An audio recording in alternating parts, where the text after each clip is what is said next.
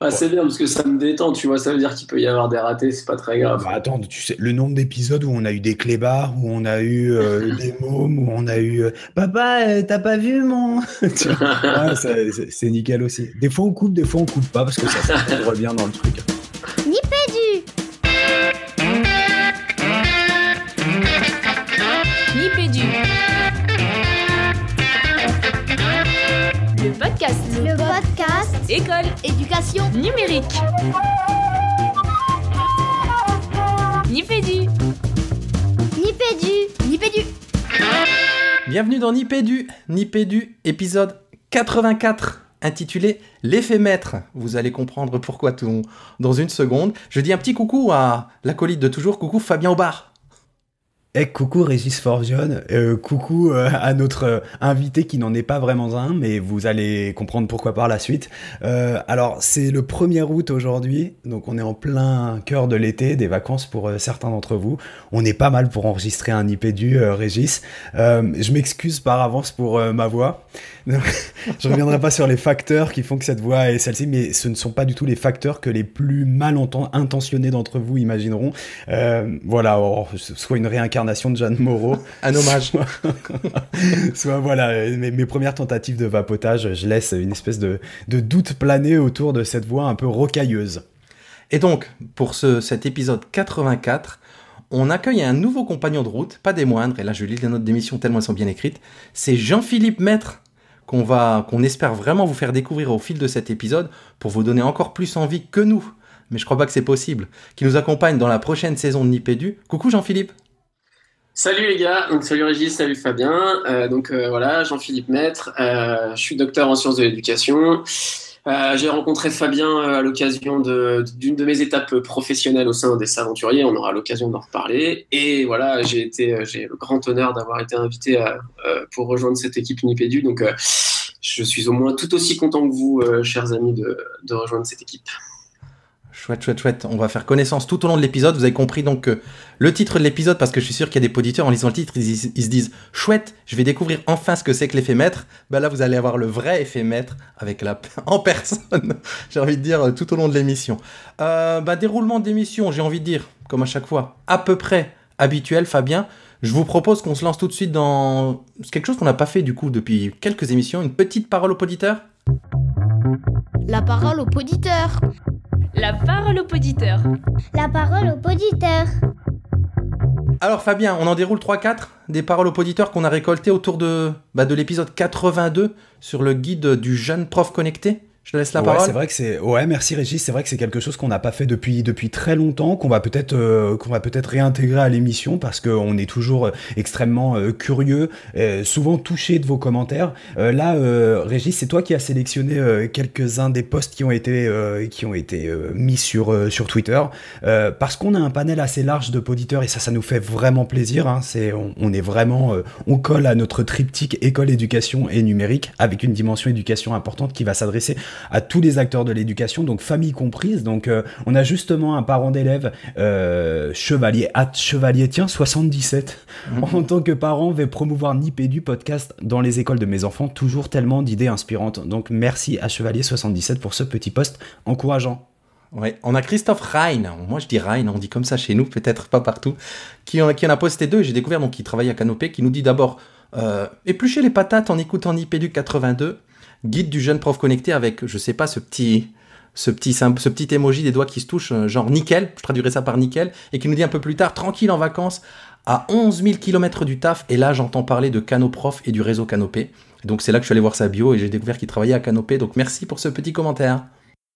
On a d'autres posts, donc un fidèle poditeur qu'on salue, Vincent Gomez, qui nous dit, toujours en parlant de cet épisode 82, voilà une pépite parfaite pour agrémenter notre newsletter pédago syndical en direction des stagiaires. Donc là, c'est la voix des représentants sociaux et notamment au travers de l'organisation à venir, on imagine, de stages à destination des nouveaux enseignants. On rappelle, Régis, que le numéro 82 était dédié une espèce de guide introductif pour les jeunes nouveaux profs connectés. Et un petit dernier de TSE41, @TSE413, qui nous dit « Premier podcast écouté qui permet de gagner des heures d'errance sur le net. à la recherche de bons outils numériques. On va dire que c'était l'ambition de cet épisode, hein, même si en le faisant, on s'est rendu compte que finalement avec les capsules et tout empaqueté, il faisait 2 heures, mais on aurait bien pu en faire largement 4.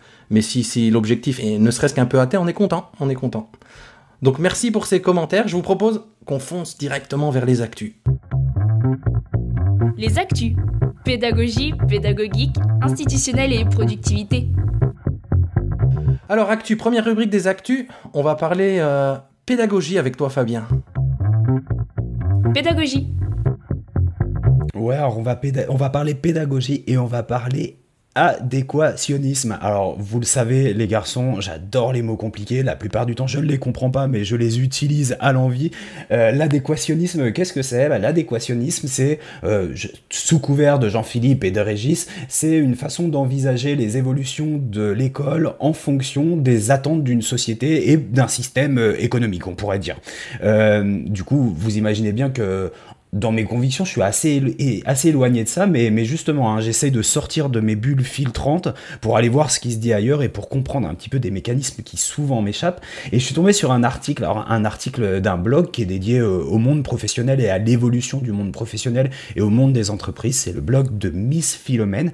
Et dans le post de Miss Philomène, on a une référence à un magazine belge qui s'appelle People's Fair et qui, dans un numéro récent, a publié un dossier sur l'évolution et les enjeux socio-démographiques pour les entreprises à l'horizon 2030. Dans ce dossier, on a un article qui est dédié à une récente analyse qui a été faite dans le cadre du dernier forum économique de Davos sur les compétences et les modes d'apprentissage qui dessinent les futurs employés ou les futurs apprenants, donc apprenants-employés de ce même horizon. Donc j'ai trouvé que c'était assez intéressant d'aller voir. On a des diagrammes qu'on vous mettra, je pense, Régis, dans les notes de l'émission, qui sont assez intéressants.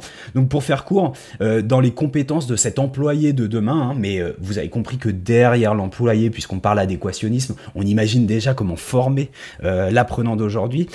On a 3 silos en fait, qui ne sont pas des silos puisqu'on imagine que tout est interconnecté. Et vous savez, aujourd'hui on raisonne beaucoup, alors les terminologies diffèrent en fonction des curriculums, mais on raisonne beaucoup en connaissance, compétences et attitudes. Il me semble que c'est la terminologie qui est aujourd'hui utilisée en France. Là, il parle plutôt de fondation, de savoir-faire et de personnalité. Donc, dans les fondations, on retrouve des choses comme la littérature, les mathématiques, les sciences, les technologies de l'information, de la communication. La finance, tiens, j'ai été un peu surpris par la finance. Donc, est-ce que c'est quelques connaissances du monde économique ? Et la multiculturalité et le civisme. Donc tout ça, ils appellent ça fondation à agir au quotidien, donc on comprend que c'est l'espèce de socle de connaissances qui est dégagé dans le cadre de cette analyse. Après, des savoir-faire, vous les connaissez, hein, résolution de problèmes, esprit critique, créativité, communication et collaboration. Et ensuite, un troisième silo qui s'appelle plus attitude, mais personnalité. Le sous-texte, c'est s'adapter au monde avec curiosité, initiative, persistance, adaptabilité, leadership et conscience sociale et culturelle. Donc c'est assez intéressant puisqu'on retrouve dans cet article, qu'on a d'ailleurs dans le blog de Miss Philomène, une granularité plus fine autour de ces différents items.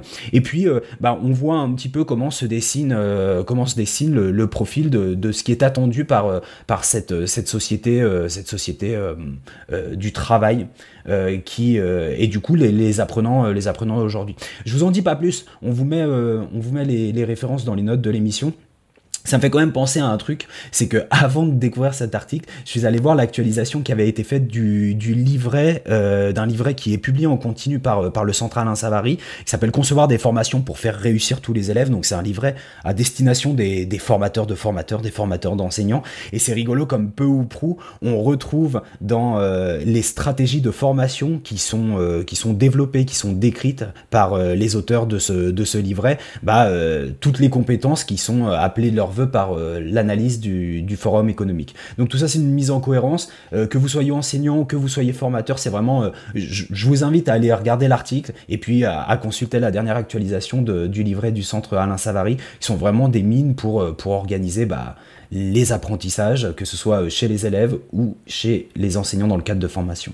Ouais, moi, juste une remarque, j'aime bien l'entête de personnalité. Tu vois, qui fait vraiment appel à la personne. On parle souvent de ça pour l'élève, prendre en compte l'élève comme une personne. Et là, prendre en compte ça aussi pour l'enseignant, pour le formateur, la personnalité, sa conscience sociale, culturelle. Enfin, c'est quelque chose dont on parle peu finalement. Même si on le met sur des grands termes, là, il pose le nom sur ces compétences-là, quoi. On est évidemment des personnes, on travaille sur de l'humain, on est nous-mêmes de l'humain. J'ai envie de dire on se transforme en faisant ce travail sur des humains. Donc, cet item de personnalité, il est vachement intéressant. Ouais, avec une notion de levier, Régis. C'est-à-dire que ce qui est indiqué dans l'article, c'est que on peut prendre un de ces traits de personnalité, hein, on va trivialiser jusqu'au bout, en disant, ce qui est intéressant, c'est de s'appuyer sur ce talent de l'apprenant, de l'individu, pour actionner et pour développer les autres critères qui sont donnés et les autres traits de personnalité qui sont donnés dans cette liste qu'on a énumérée tout à l'heure. Nickel, pour cette entrée en matière, j'ai envie de dire que ça fait vraiment le lien parce qu'avec l'émission précédente, hein, autour de François Muller et de son livre, parce qu'on a fait, je repense du coup au début de l'émission, on fait la parole au poditeur qui était en référence à l'épisode 82, mais entre-temps, vous avez entendu le 83 avec François Muller et ça fait vraiment un lien parfait. Pédagogique, on y va ? Pédagogique. Alors, je m'y colle. J'ai eu l'occasion de tester quelques robots et je me suis dit que c'était vraiment l'occasion d'en glisser quelques mots dans l'émission en cours autour de codage et programmation. Il y a toujours ce distinguo à faire. Enfin, je vais parler de programmation. Donc, j'en ai testé quelques-uns et je me suis dit que j'allais faire un petit retour assez rapide, hein, dans cette émission-là. Donc, j'ai eu l'occasion de tester des Lego, des Timio, du Mbot. Je vais vous faire quelques retours en les ayant eu en main et vraiment, j'ai approfondi les choses au niveau matériel et logiciel. Alors, je vais commencer par les Lego. Donc j'ai pu tester les Mindstorms et les Lego Widoo 2.0, ils appellent ça, parce que visiblement il y a une version précédente. Alors si je commence par les Lego, c'est assez bien fait, j'ai trouvé. Moi j'avais jamais mis le nez dans les versions éducation de Lego. Il y a des séquences et des projets pédagogiques clés en main. Pour qui veut se lancer, c'est assez intéressant. Elles sont assez bien pensées et scénarisées, je trouve. On voit qu'ils font les choses sérieusement avec leur label éducation et on sent qu'il y a quand même des profs derrière pour concevoir les séquences pédagogiques. Alors forcément, en plus, c'est du Lego, donc c'est fiable et c'est presque increvable. Hein, donc c'est sûr que si on investit là-dedans, c'est un point fort. Un petit truc à propos de Lego Mindstorm, faire attention, moi je m'y suis un peu perdu parce que la version éducation, elle est à part de la version grand public. Donc oui, les pièces Lego sont compatibles, mais par contre dans les boîtes, il n'y a pas la même chose et les logiciels, c'est pas du tout les mêmes. Et je viens de vérifier, c'est un peu la même chose, je vous en dirai 2 mots avec les Lego Widoo et les Lego Boost qui viennent de sortir. Ils proposent des outils sympas au niveau du suivi des élèves et de l'auto-évaluation des élèves aussi, donc je reviens à ce que j'ai dit, on voit que c'est suivi par une équipe pédagogique, c'est sympa. On pourrait presque rester en fait dans l'univers, à condition d'accepter de rester dans l'univers Lego, je pense que ça peut... on peut se servir que de ça, quoi. Quelqu'un qui aurait peur de se lancer, c'est peut-être une bonne introduction. Je prends la boîte Lego, je suis un petit peu pour me former leurs projets pédagogiques et c'est une bonne introduction en tout cas à la programmation. Alors pour les Mindstorms, c'est assez cher, hein, je trouve. Moi, c'est 450 € la boîte Lego Éducation. Sachant, moi perso, dans mon cahier des charges, ce serait, il faudrait plusieurs boîtes, quoi. Je peux pas me permettre d'avoir qu'un robot dans la classe. Donc je trouve que ça, c'est un peu le point faible pour les Lego. Par contre, au niveau logiciel, je trouve que c'est extrêmement bien fait. Alors on peut piloter et programmer son Mindstorm directement via la brique. Il y a la brique EV3 qui est la brique programmable et qui transmet les infos des capteurs au moteur. Mais c'est pas super confortable. L'écran est petit. En plus, je m'imagine bien en classe, les élèves collaborer autour d'un petit écran comme ça, c'est même presque pas possible. Par contre, la programmation via le logiciel éducation, là, elle est vachement bien foutue parce qu'elle est très progressive. Elle montre vraiment aux élèves comment monter d'abord le modèle de base. C'est une espèce de rover dans la version éducation. C'est pas un robot humanoïde, c'est un rover. Et par étapes, comme ça, elle fait explorer à la fois la programmation et les différents capteurs et les moteurs, comment ils réagissent. Et il faut dire qu'ils sont extrêmement précis. Encore une fois, là, c'est du Lego, quoi. Donc, genre, la programmation des moteurs, elle peut se faire au quart ou au demi-tour près. C'est vraiment ultra précis. En tout cas, par rapport aux autres robots dont je vais vous parler tout à l'heure. Il y a une section robot éducateur dans l'application, donc qui permet vraiment d'aller pas à pas avec les élèves. J'ai un petit peu fouiné dans les applications grand public. Il y a une des applications grand public qui s'appelle Programmation, qui est bien compatible et qui permet de créer avec les élèves sa télécommande du robot une fois qu'il est programmé, qui est assez sympa. On peut le guider comme on veut, soit avec des flèches, soit avec des joysticks. Enfin, c'est super intéressant pour les élèves à prendre en main. À savoir que ce logiciel, il est compatible, et c'est un super point fort aussi, avec Scratch, via un plugin qui s'appelle Scratch X. Donc nickel.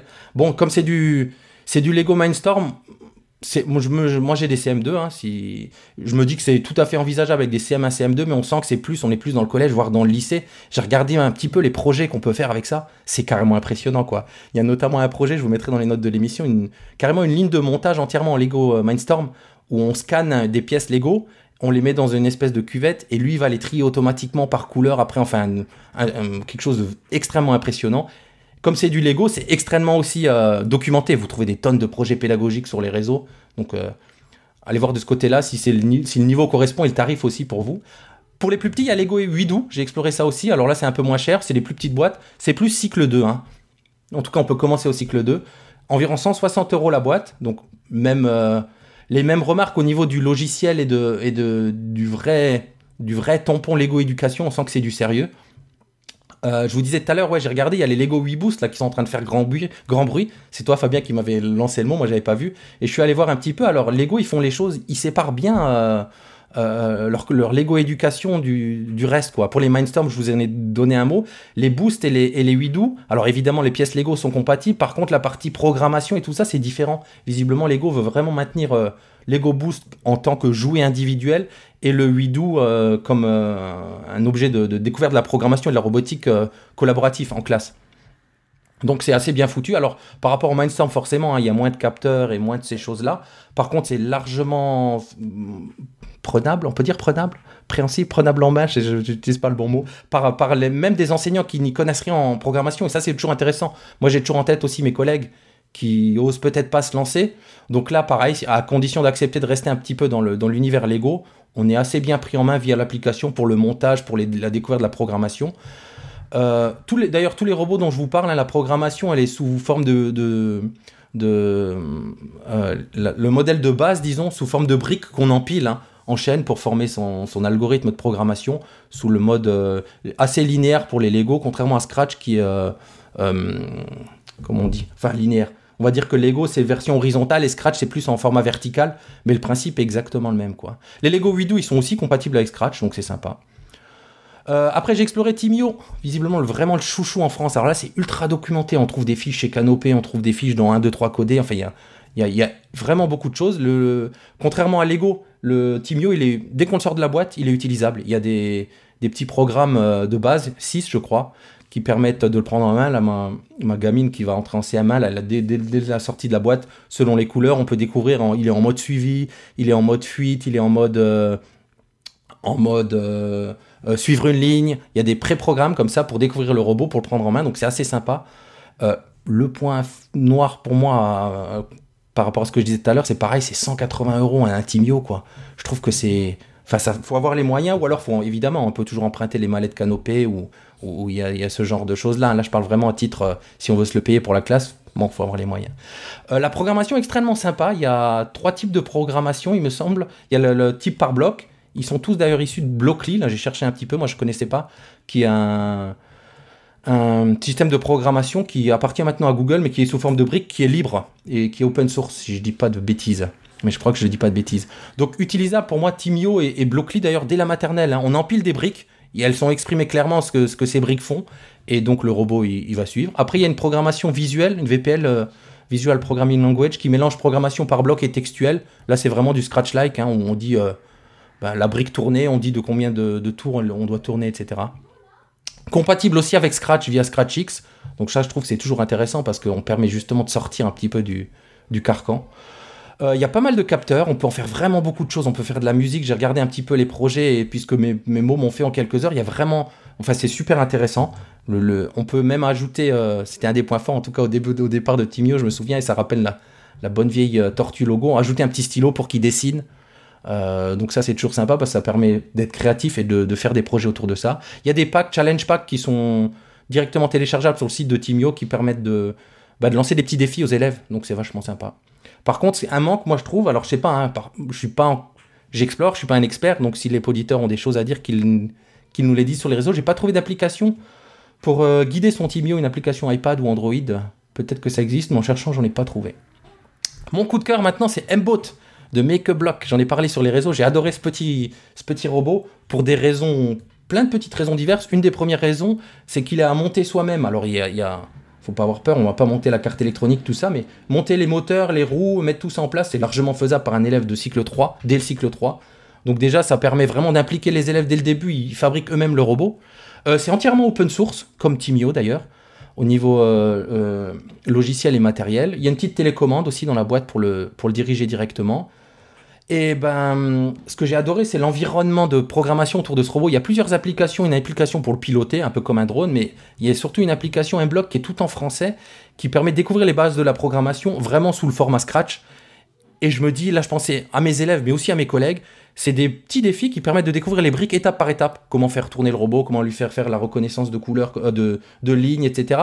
Et étape par étape, très ludifié, on découvre les différentes briques des robots. Et au bout de quelques heures, si on suit ces mini-défis, on sait programmer finalement, on sait programmer le robot. Après, il faut être créatif dans des défis et tout ça. Mais on a déjà les bases. Donc quelqu'un qui ne connaîtrait rien, moi c'est vraiment mon avis sur ce M-Block, sur ce M-Boat, pardon. Quelqu'un qui n'y connaît rien, il met d'ailleurs c'est un deuxième point fort, les 90 € que coûte le robot, ce qui fait que là on peut en acheter quand même plusieurs pour la classe. Il découvre la programmation par ses étapes et c'est parti, quoi. Il peut la faire découvrir à ses élèves et se lancer vraiment dans de la programmation de façon vraiment ludique et sympa. En plus il a une bonne tête ce petit robot là avec son capteur infrarouge devant qui font des petits yeux, ils ont tous un petit peu ce côté, on essaie de leur donner un petit côté humain et vivant avec une tête humaine. Celui-là est très drôle et en plus il se déplace de manière super fluide, il est extrêmement solide. Le châssis, ça ressemble à du mécano. Et il est compatible Lego. Il y a des endroits où on peut clipser des Lego. Donc, pour ne rien gâcher, c'est vraiment top. Donc, voilà, moi, c'est mon coup de cœur. En tout cas, par rapport à mon cahier des charges, je voulais que ce soit programmable, pilotable par une application qui ait plusieurs niveaux de programmation. Là, il en propose aussi plusieurs niveaux de programmation, c'est-à-dire par bloc, ou après par texte, ou après via Scratch.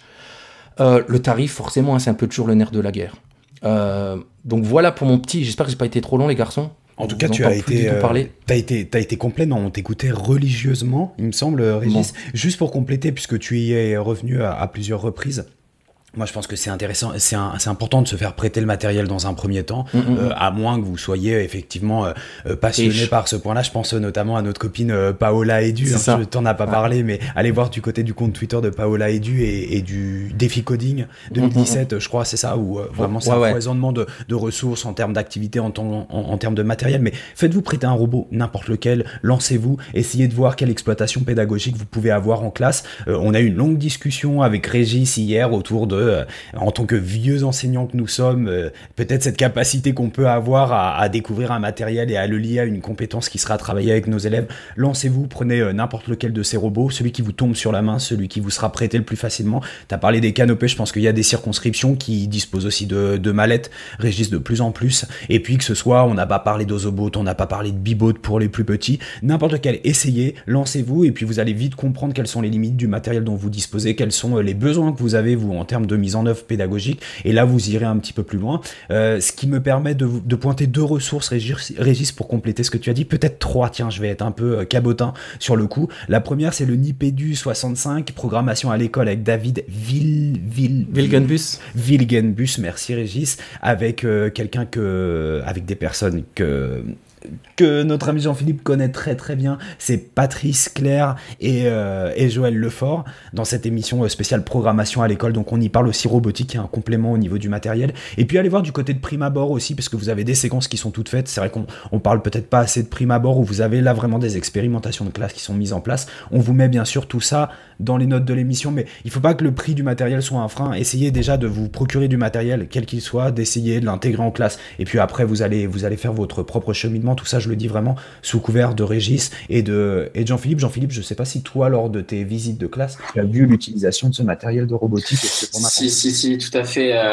J'ai notamment eu l'occasion d'assister à un projet qui avait lieu avec les Legoman Storm. Alors, je pense que il y avait un écueil que Régis a pointé, c'était dans une école privée qui avait largement les moyens de pouvoir investir, parce que c'est vrai que c'est vraiment du matériel avec énormément de potentiel, avec un attrait indéniable du côté des élèves, étant donné que c'est Lego, étant donné que en effet le logiciel de programmation est proche de Scratch, de choses qu'ils connaissent déjà, donc ça marche très très bien, mais c'est vrai que c'est extrêmement onéreux. Mais pour les projets robotiques, de toute façon, comme l'a dit si bien Régis, Lego c'est quand même vraiment très très, ils sont très très forts, c'est très très bien. Un dernier mot, du coup, ouais, je souscris Fabien, forcément. Moi, j'ai eu la chance qu'on prête, on va dire, ce matériel pour le tester. Mais comme il dit Fabien, ils font tous le travail qu'on nous demande à l'école, ils le font tous. Là, tous ceux que j'ai cités, ils sont largement suffisants. Donc, le premier pour lequel vous aurez l'occasion de l'utiliser avec vos élèves, foncez.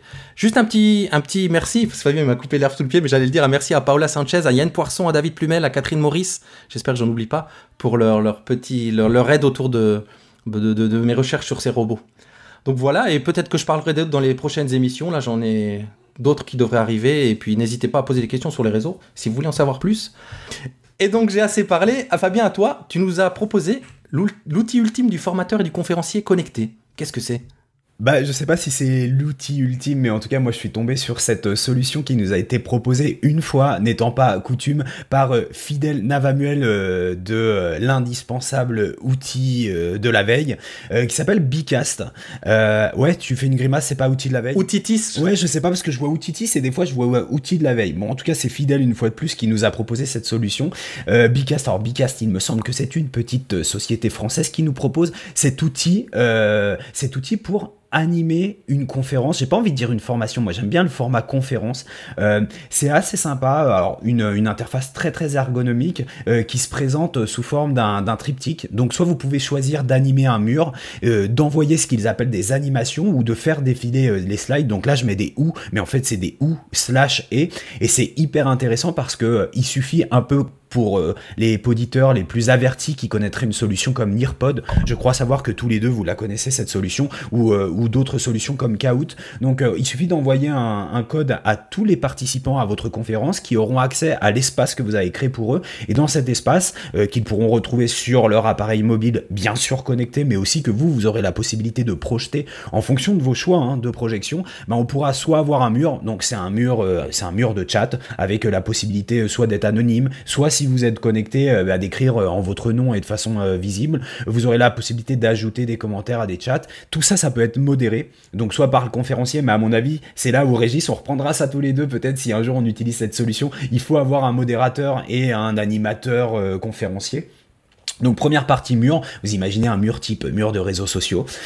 Ensuite pour l'animation, ça c'est génial parce que vous avez une série d'animations. Moi je préfère parler d'activités, c'est un peu plus clair. Donc dans les activités, vous pouvez soit balancer un nuage de mots, donc inviter les gens à participer à l'élaboration d'un nuage de mots, activité assez rudimentaire mais qui est assez efficace. Des votes, des formulaires, des quiz, un brainstorming en mode je mets mon petit post-it et puis après je peux les agréger plutôt que faire se déplacer les gens, ça peut être vraiment pratique. Puis la troisième partie, c'est les slides. Donc là, qu'est-ce que vous faites ? Vous importez votre présentation, on va dire en forme PPT, parce qu'on va se dire qu'aujourd'hui, c'est ce qui est le plus utilisé. Mais j'imagine qu'on peut aller chercher du PDF et peut-être pas je sais pas si on peut mettre du Google Slide ou pas. Mais du coup, vous pouvez aller, vous avez votre dashboard, en bon français, votre tableau de bord du modérateur animateur. Vous allez avoir l'espace de projection sur un nouvel onglet et vous allez osciller entre les deux en disant là, j'ai envie de balancer un nouveau quiz, j'ai envie d'afficher le mur, j'ai envie de passer à la slide suivante et vraiment alors il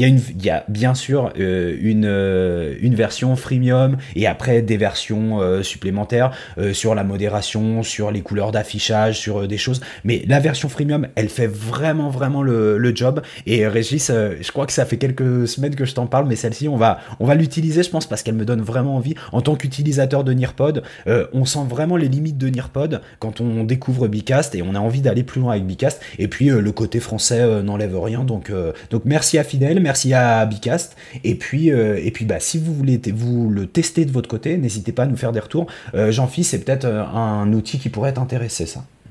Ouais, complètement, ouais, complètement. Et ça me fait d'ailleurs un peu penser à un outil dont je parlerai un tout petit peu plus bas. Mais ouais, tout à fait.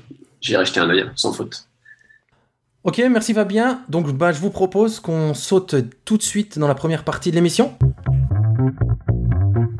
Le dossier de Nipédu. Le dossier. Et donc, première partie de l'émission, autour de...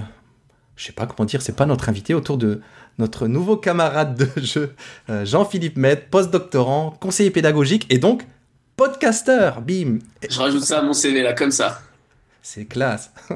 Et donc, forcément, question numéro 1, la question de l'invité Nipédu, la question LinkedIn, Jean-Philippe Maître, mais qui es-tu ? Excellente question. Écoute, c'est marrant parce que quand j'ai préparé l'émission, là, j'ai jeté des idées. Je me suis dit, en fait, quand on se présente comme ça, quand on doit répondre à une telle question qui es-tu, en fait, tu commences toujours par la fin, quoi. Donc, ce que je peux te dire, c'est aujourd'hui, je suis conseiller pédagogique. Et c'est pas forcément évident de trouver un moyen un peu intéressant, pas trop linéaire, de dire comment on en arrive là, et puisque c'était un peu ce que vous m'avez demandé, hein, de trouver un moyen de raconter comment j'en étais arrivé là, donc à la fois conseiller pédagogique et à la fois là avec vous dans cette émission Nipédu. Alors j'ai essayé de faire ça. Donc en fait j'ai choisi 4 dates dans ma bio, enfin 4 moments on va dire dans mon histoire qui me paraissent être des moments un peu clés dans lesquels se sont passées un peu des transitions qui ont fini par me mener là. Alors j'y vais ou Allez, c'est parti. Une première date, Jean-Philippe, qui te définit un petit peu. Alors première date, j'ai choisi le printemps 2001. Alors j'ai fait un peu une petite recherche et j'ai voulu qu'on se rappelle un peu du contexte, que chacun un peu puisse se repérer. Donc d'un point de vue de l'actualité, en fait, printemps 2001, on voit l'arrivée de George W. Bush au pouvoir aux USA. Pour info, c'est aussi le lancement de Wikipédia en ligne. Alors moi, je voyais ça beaucoup plus vieux, mais en fait, non, c'est le début de Wikipédia. Pour les bons geeks, c'est la fin des consoles Sega. Sega se retire du commerce et ne fera plus que des jeux. Moi, ça, je me rappelle, parce que moi, j'ai utilisé la Mega Drive quand j'étais gamin. Donc, et puis voilà, point de vue people, c'est l'année où aussi on a perdu Charles Trenet. Voilà, donc tout ça m'a permis de me remettre un peu en situation. Et donc pour moi, le printemps 2001, je pense que c'est le printemps où je me suis dit que j'allais bosser dans l'éducation. Parce que je préparais mon bac, et quand on prépare son bac, on se dit qu'est-ce qu'on va faire après ? Et en gros, je me suis lancé dans la préparation d'un dossier pour l'IUT éducation spécialisée. Je me suis dit que si jamais ça marchait pas, j'allais faire psycho. Alors soit pour me diriger vers la psycho de l'enfant, et si la psycho de l'enfant m'intéressait pas, une licence de psycho pouvait à cette époque-là aisément mener à la préparation du concours de PE, de professeur des écoles. Donc je me suis dit voilà, l'éducation ça sera mon projet. Mais bon, à ce moment-là, voilà, j'ai juste pris cette décision-là, et après, le sort a fait que, j'ai pas été pris en IUT et l'UXP, et 2, je me suis lancé à la fac de psycho, et voilà. Et ça a été le début. Juste une chose qui t'offre une petite respiration, et là c'est un petit quiz pour nos auditeurs. Entre l'arrivée de George W. Bush à la tête de la présidence des États-Unis, le lancement de Wikipédia en ligne, le décès de Charles Trenet et Sega qui se retire du marché, lequel de ces événements est pour vous le plus tragique? Le fait que tu n'aies pas été prêt à l'IUT. Ah ouais, merci. Excellente question. Excellente question. Et toi, Fabien, tu faisais quoi dans ces eaux-là? C'est vrai, tu veux vraiment savoir ce que je faisais? Mais bien sûr. 2001, alors j'étais professeur d'espagnol, stagiaire, je venais d'avoir mon CAPES d'espagnol. Tu peux nous le prouver? Oui, si tu veux, je mets dans les notes de l'émission. Non, en disant quelques mots. mais je parle déjà beaucoup trop espagnol. Et toi, Régis, au lieu de faire le malin, qu'est-ce que tu faisais? Ah voilà, bim. Ouais, moi surtout pas de l'espagnol. Moi, je crois que dans ces eaux-là, je préparais la grecque de sciences physiques. Moi, j'étais un amoureux des études, donc j'ai tiré un maximum, quoi. Et à un moment, ça s'est présenté devant moi, et je me suis dit, allez, je me lance jusque-là. Et par contre, c'est vrai que tu dis dans les notes dans le chat qu'il est très jeune avec son bac en 2000. Moi, je me souviens que c'est pendant cette année, au cours de cette année de prépa d'agrec, qu'on m'a appelé à faire l'armée. J'étais la dernière année de ceux qui ont dû partir et qui ont pu éviter. J'ai pu éviter ça, je vous le rassure, j'en dirai pas plus. Mais donc, voilà. Et je sais pas si tu l'as dit, Jean-Philippe, du coup, un bac quoi? Un bac S. Ok. Ouais, tu sais, moi j'étais un peu un spécialiste des non-choix, tu sais, dans le sens où tu fais toujours les trucs un peu au-dessus, tu sais qu'ils vont te laisser des portes ouvertes. Moi j'ai toujours essayé de reculer un peu les échéances où il y avait des choix à faire. Et c'est marrant, du coup, je découvre qu'en fait, tous les deux, vous étiez d'abord plutôt destinés au secondaire, en fait.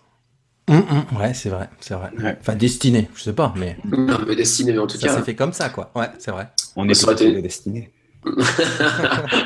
On a tout raté. Deuxième date, Jean-Philippe, alors? Ouais, deuxième date. Eh ben, écoute, c'est toujours le printemps. J'aime bien le printemps. C'est quand même un truc, c'est une période qui est chouette. Et cette fois, on fait un saut dans le temps de 5 ans, juin 2006.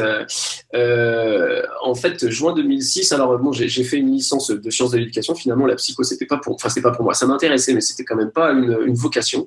Donc, je bifurque en sciences de l'éduc, toujours dans l'objectif de finir PE, en fait. Et puis, je fais un master et ouais, j'ai fait une petite année dans l'éducation spécialisée d'un point de vue professionnel aussi, ce faisant, etc. Puis j'arrive à mon master, je prépare mon mémoire, je soutiens mon premier mémoire de M1 et on me pose la question, on me dit, tiens, est-ce que tu as pensé à faire de la recherche? Ton mémoire est intéressant, il est tourné du côté professionnel, mais il y a quand même des choses en termes de cadrage théorique, etc., qui valent le coup. Est-ce que tu as déjà pensé à la recherche? Et en fait, je n'avais jamais pensé à la recherche.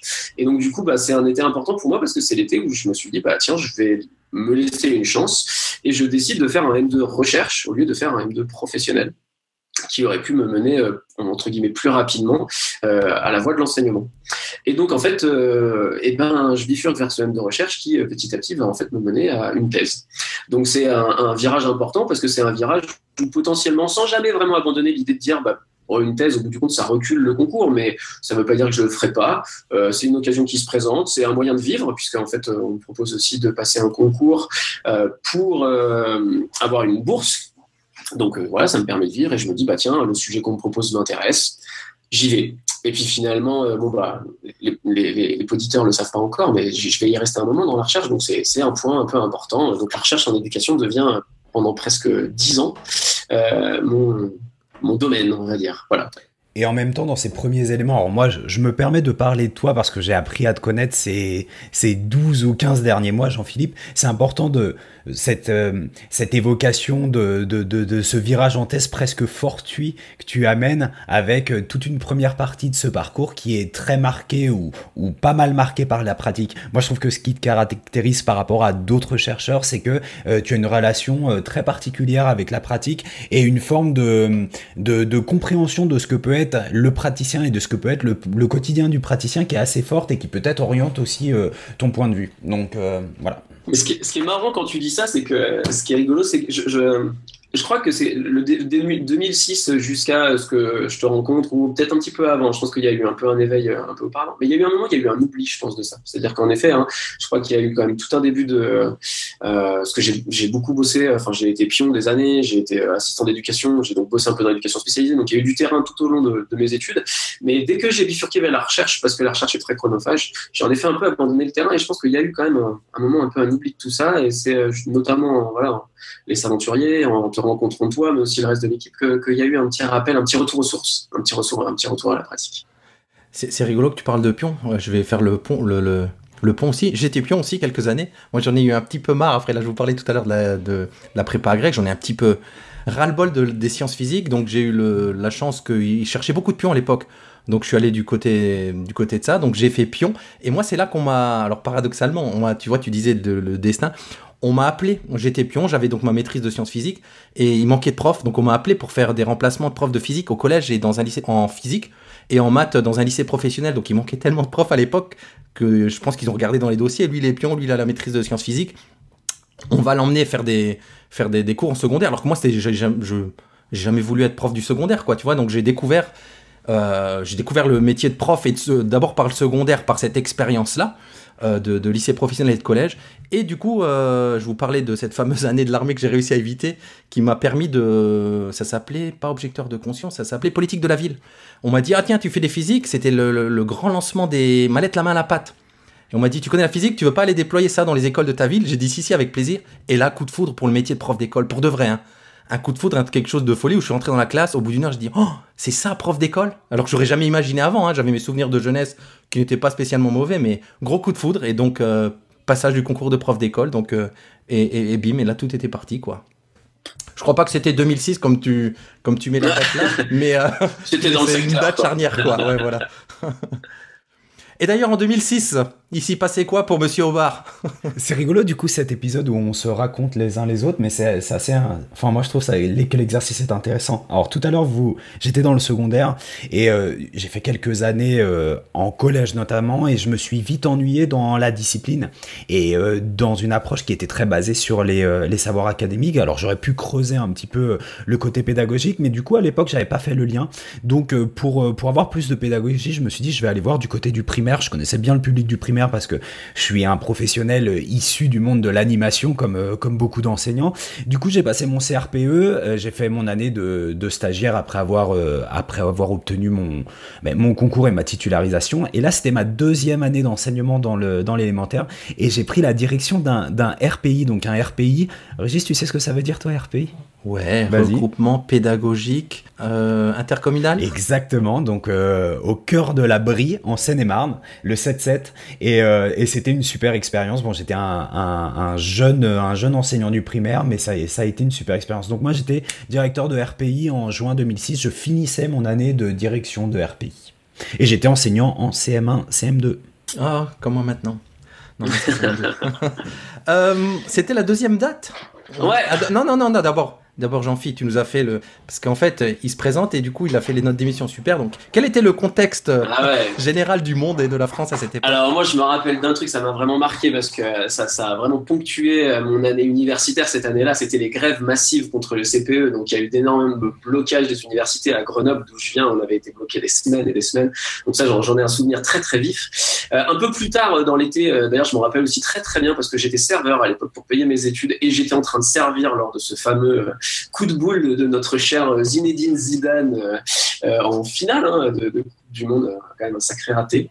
Et puis autre chose aussi, j'ai trouvé marrant, c'est la disparition de Wanadoo. Moi, je me rappelle bien de Wanadoo, c'était mon premier provider internet, quoi. Et Wanadoo disparaît au profit d'Orange, bien évidemment. Donc c'était 2006 aussi. Et puis on perd Raymond DeVos cette année-là, quand même une belle perte aussi. Et puis Gérard Houry aussi une belle perte pour le cinéma français. Voilà. Ok, encore le caractère tragique de tous ces événements. À vous de déterminer lequel est le plus tragique. Ça nous mène, je crois, à 2010. Ouais, troisième date 2010. Alors 2010, je suis en plein milieu de ma thèse. Enfin, je dois être en plein milieu. Ça doit être ça à peu près. Et cette thèse prend une vraie couleur philosophique. Voilà, j'ai une direction de thèse qui a une culture philosophique très importante. D'ailleurs que je salue si jamais un jour il tombe sur ce podcast. Et je découvre énormément de propos à la fois sur l'éducation même, mais aussi sur le langage, plus largement, parce que mon sujet de thèse concernait le langage en philosophie, et puis on aura l'occasion d'en parler un peu plus loin. Le langage en éducation, pardon, excusez-moi, pas en philosophie. Et voilà, et je découvre des écrits antiques, classiques, qui vraiment me parlent beaucoup, me résonnent avec beaucoup de choses que j'ai pu voir et qui sont extrêmement contemporaines, extrêmement actuelles.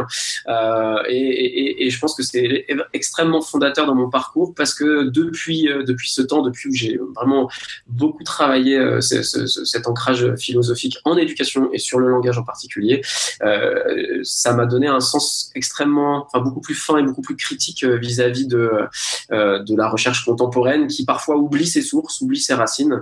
Je pense que c'est quelque chose, alors sans dire que j'ai la culture suffisante pour donner des leçons à tout le monde, loin de là, loin s'en faut même, mais en tout cas ça m'a vraiment appris à questionner, voilà, beaucoup plus, à moins accepter facilement ce qu'on me dit et à essayer de beaucoup plus creuser, m'assurer on va dire de la légitimité ou du sérieux ou du solide de ce qu'on me raconte dans le cadre de la recherche en éducation. Voilà, donc c'est vraiment la rencontre avec la philosophie, non seulement parce que ça me passionne et ça continue toujours à me passionner, et puis ça a été vraiment important dans mon métier parce que ça m'a appris aussi à rester toujours je sais pas comment dire autrement, mais en tout cas toujours vigilant et ouvert. Voilà. Toi, Fabien, autour de ces eaux-là, si j'en crois les notes de l'émission, c'est un gros morceau quand même de ton parcours et de ta personne, j'ai envie de dire, moi qui te connais bien. Ouais, c'est quelque chose de très structurel chez moi, c'est mon parcours dans l'enseignement spécialisé. Donc en courant 2010, je termine mon CAPASH, donc le certificat d'aptitude à la fonction de professeur spécialisé dans l'enseignement, justement spécialisé l'accompagnement des élèves en situation de handicap et l'adaptation scolaire. Et ouais, un gros morceau. Après avoir fait 3 années dans un institut médico-éducatif, je me décide à passer le CAPASH pour trouver un certain nombre d'hypothèses de réponses aux questions que je me posais à l'époque. Et ça a été, c'est rigolo qu'on en parle parce que pour tout vous dire, c'est le petit moment storytelling. Là, je suis en train de faire des travaux à la maison et ce matin, j'ai balancé mes cours papier de CAPASH, et dans tout ce que j'ai pu balancer depuis ces quelques jours passés à évacuer et à être dans le désencombrement, c'est ce qui m'a fait le plus mal, parce que je pense que l'investissement intellectuel a été énorme, et c'est l'occasion pour moi de saluer les formateurs et les universitaires qui nous ont accompagnés tout au long de cette année qui était riche, extrêmement complexe. Hein. Vous entendez souvent dire que le CAPA-SH est beaucoup plus compliqué dans sa préparation que le CAFIPEMF. Je sais pas s'il est plus compliqué, les enjeux sont peut-être pas les mêmes, mais en tout cas, moi, il y a eu une solidité dans la proposition de formation, dans les outils. Tu parlais d'outils intellectuels tout à l'heure, Jean-Philippe. Bah moi, vraiment, cette année de CAPA-SH, elle a été terriblement formatrice et elle a eu un impact fort sur mes pratiques à venir. Et je pense que si aujourd'hui je suis dans l'IPEDU, c'est parce qu'à un moment, je me suis interrogé sur les hypothèses de réponse qui étaient apportées à des besoins d'élèves, et c'est pour ça que on doit être à peu près dans les mêmes années, hein, Régis. Je pense que le premier smartphone que j'ai utilisé en classe dans le cadre de ce même institut médico-éducatif, c'était 2008-2009. Donc voilà, je pense qu'il y a une vraie corrélation entre les deux, et tu as raison de dire que c'est vraiment un gros morceau de ma carrière et de mon identité professionnelle. Mais toi, je me demande ce que tu faisais, Régis, en 2010. Peut-être un peu plus tard, moi j'ai mis une date parce que si je devais dire 2010, dans mes souvenirs, ça se rapporterait plus au podcast. Il y avait Benoît Marchal et son déclencheur, un podcast autour de la photo. C'est là que j'ai vraiment mis le nez à fond dans les podcasts, savoir comment que ça marche.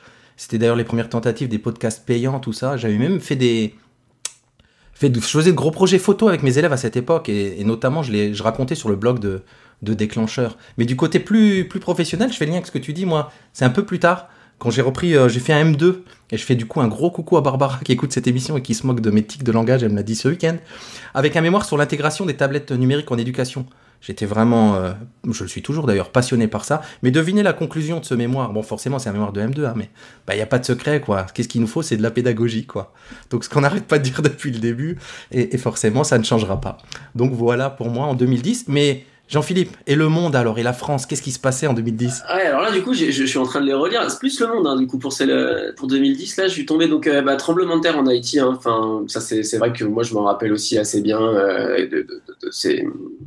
de ce début d'année janvier là, qui avait été particulièrement fourni en catastrophe naturelle. C'est les débuts de WikiLeaks aussi. Je me rappelle, ça m'a marqué aussi les lanceurs d'alerte. Hein, ça a été un début et ça continue et on en a de plus en plus. Donc c'est vrai que c'est aussi, je sais pas comment dire, pour moi je trouve que ça marque le début d'une époque entre guillemets, hein, quoi qu'on en dise, hein, sur voilà. Du point de vue des décès des personnes importantes, ou en tout cas moi qui me sont chères d'un point de vue culturel, Jean Ferrat. Voilà, donc c'est 2010. Et enfin, là aussi pour mon côté un peu écolo, 2010 c'était une des plus grosses catastrophes pétrolières du 21e siècle pour l'instant, et on espère peut-être la pire, parce que l'explosion de la plateforme Deepwater Horizon au large des côtes américaines, qui avait aussi pas mal fait parler d'elle. Voilà.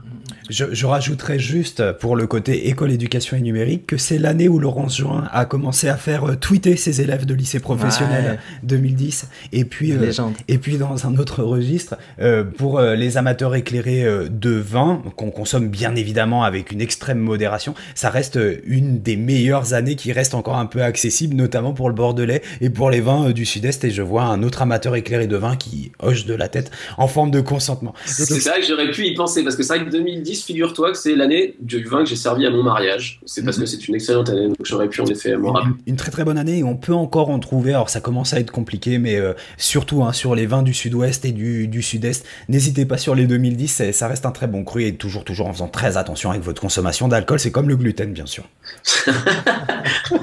Ça, c'est que pour toi. On arrive à juin 2016. Ouais, la dernière. Forcément. Ça a été la dernière étape fondatrice, en tout cas avec le recul que j'en ai actuellement. Donc juin 2016, c'est mon arrivée au sein des Saventuriers. Alors entre 2010 et 2016, c'est ce que je disais un peu tout à l'heure, hein, je pense que c'est vraiment une époque où j'ai évolué dans le monde de la recherche, vraiment. Donc voilà, j'ai soutenu ma thèse, j'ai fait plusieurs postdocs dans des labos différents. Puis en tant que jeune chercheur qui n'a pas encore de poste de maître de conf fixe, on vise à vraiment s'implanter, publier, communiquer. Donc on est vraiment on est dans notre bulle de chercheur, quoi. On est vraiment c'est un peu l'autarcie dans une certaine mesure. C'est pas toujours très constructif. C'est un peu de l'entre-soi. C'est à la fois très enrichissant, mais en même temps aussi un peu isolant. Et j'ai la chance, par concours de circonstances, par rencontre interposée, que mon CV atterrisse entre les mains de Anne Jansour, donc directrice des Saventuriers. Et voilà, elle me propose qu'on se rencontre. Et en fait, d'ailleurs, pour la petite anecdote, je pensais que c'était une rencontre informelle. Et en fait, non, c'était un entretien tout à fait formel, auquel je n'étais finalement assez peu préparé, mais qui s'est extrêmement bien passé. Et donc voilà, j'ai pu passer, comme l'a dit Fabien tout à l'heure, une petite année, enfin petite par le temps, hein, mais une très belle année au sein des Saventuriers. Et donc voilà, ce que cette année m'a apporté, c'est ce que j'ai mis un peu dans les notes d'émission, un peu sur le ton de la blague, hein, c'est descendre ton arbre, quoi. Donc là, on quitte un peu le monde de la recherche, on quitte l'entre-soi, et on redécouvre que la recherche en éducation, elle a normalement, et je souligne ce normalement, pour vertu d'éclairer, d'aider, d'accompagner la pratique. Et malheureusement, des fois, elle en reste un peu trop loin. Et pour moi, les Saventuriers, ça a été un peu ce rappel de dire, voilà, à la base, moi, je voulais être un praticien. La vie a fait que, puis la vie a mes choix, hein, je regrette pas du tout, a fait que j'ai eu cette formation de chercheur. Et puis voilà, les Saventuriers, c'était, est-ce que ton parcours de chercheur peut pas être plus mis au service des professionnels, des praticiens, des enseignants? Et voilà, et j'ai passé une belle année qui m'a vraiment comment dire, qui m'a donné cette envie d'être beaucoup plus au service de la pratique, voilà, tout en essayant de trouver ce point d'équilibre. Et je pense que ce point d'équilibre est le plus, c'est là-dessus que je pense que je vais avoir besoin de temps, trouver l'équilibre entre ne pas trahir la recherche, c'est-à-dire rester exigeant et rigoureux, et sans être pour autant, j'allais dire, complètement hermétique aux soucis du praticien, et sans être trop voilà, dans l'entre-soi, dans la bulle du chercheur. Donc trouver cet entre-deux, c'est vraiment le défi que m'a lancé les Aventuriers, défi que j'ai décidé d'accepter en faisant de ma carrière une carrière de conseiller pédagogique et non plus une carrière d'enseignant-chercheur comme c'était, on va dire, initialement prévu ces dernières années. Voilà. Enfin, tout ça, ça reste pour le moment. On voit qu'il y a des sinuosités dans ton parcours qui t'emmèneront on ne sait où un peu plus loin. Moi, j'ai envie de dire que si toi, tu t'es dit descendre ton arbre, moi, je pense que le fait de te côtoyer au travers de cette année, parce que juin 2016, c'est le moment où je t'ai rencontré, Jean-Philippe, c'est justement prendre la hauteur. Je pense que j'avais un positionnement, même de façon idéologique, hein, je pense que les auditeurs qui nous entendent ont pu cerner ça chez moi, très praticien, et qui questionnait justement le rôle du chercheur. Et avec toi et dans le travail à tes côtés, j'ai compris quelle était l'importance de pouvoir associer les compétences de praticien à l'expertise du chercheur et à cette relation distanciée qu'il a par rapport à la pratique pour pouvoir justement nourrir de façon très réflexive cette dernière. Tout à l'heure, je parlais du livret et de l'actualisation du livret du Centre Alain Savary. On le voit aujourd'hui, hein, ce qui est vraiment préconisé dans les formations pour les enseignants, c'est ce rapprochement entre la recherche, sa posture critique et distanciée par rapport aux interventions de praticiens, et puis des praticiens qui arrivent avec leur stratégie d'intervention et leurs questions. C'est ce que j'ai vécu avec toi, même si je n'étais pas dans la posture de praticien, mais ça a été un vrai enrichissement. Donc moi, ça sera ça pour 2016, ça sera vraiment mon travail à tes côtés, tout ce que tu as pu apporter et qui a fait que je ne pouvais pas accepter de ne plus poursuivre un projet à tes côtés. Arrête, tu me fais rougir, Fabien, arrête. 2016, c'est aujourd'hui, quoi, c'est hier. Donc, les auditeurs qui nous écoutent, ils savent tous les projets communs qu'on a, hein, avec Fabien, autour de Nipédu, autour de la TUCT. Et je vous rejoins par un petit chemin de traverse autour des Saventuriers. On s'est connus là, hein, finalement. Je te connais encore pour le moment beaucoup moins, Jean-Philippe, mais c'est là qu'on s'est croisés et qu'on s'est rencontrés. Donc moi, du côté de Fabien, je donne un petit coup de main en prestataire pour fabriquer des MOOC. On peut dire ça de façon très simple, Fabien, ouais, comme pas ça. Pas seulement les fabriquer, Régis, tu occupes une part importante, hein, les animer, les fabriquer, les penser en amont. Mais je pense, c'est ça qui nous réunit aussi. Hein. On a tous les trois eu ce projet commun qui est un projet qui continue et que vous allez continuer à suivre l'un et l'autre, chacun de votre façon. Bon, 2016, c'est quand même une année noire. Ouais. Alors déjà c'était l'Euro 2016. Bon, forcément, en plus ayant passé cette année à Paris, c'était quand même extrêmement difficile de passer au travers de l'Euro 2016 l'année dernière. Et puis un Euro en plus avec quand même là encore, pour avoir été à Paris, je trouvais qu'on sentait quand même vraiment qu'il était dans les tensions des suites un peu des attentats, du climat un peu d'état d'urgence, etc. 2016, c'était une nuit debout. Ça aussi, ça m'a marqué. Ces mouvements citoyens, qu'on soit d'accord ou pas, moi je trouve qu'ils sont toujours importants et intéressants à considérer et à réfléchir. C'est aussi les Panama Papers. C'était aussi un peu dans la continuité d'avoir parlé un petit peu plus haut de Wikileaks. Hein, c'est dans la suite, hein, au bout du compte. Surtout que là, c'était quand même notamment aussi la presse française qui a beaucoup pris part à ce relais. Et puis du point de vue des décès, moi personnellement, je me rappellerai beaucoup du décès de David Bowie. Hein. Quand même grands noms de la musique. Donc voilà, pour être un petit peu mélomane à mes heures perdues, voilà, c'était quand même quelque chose.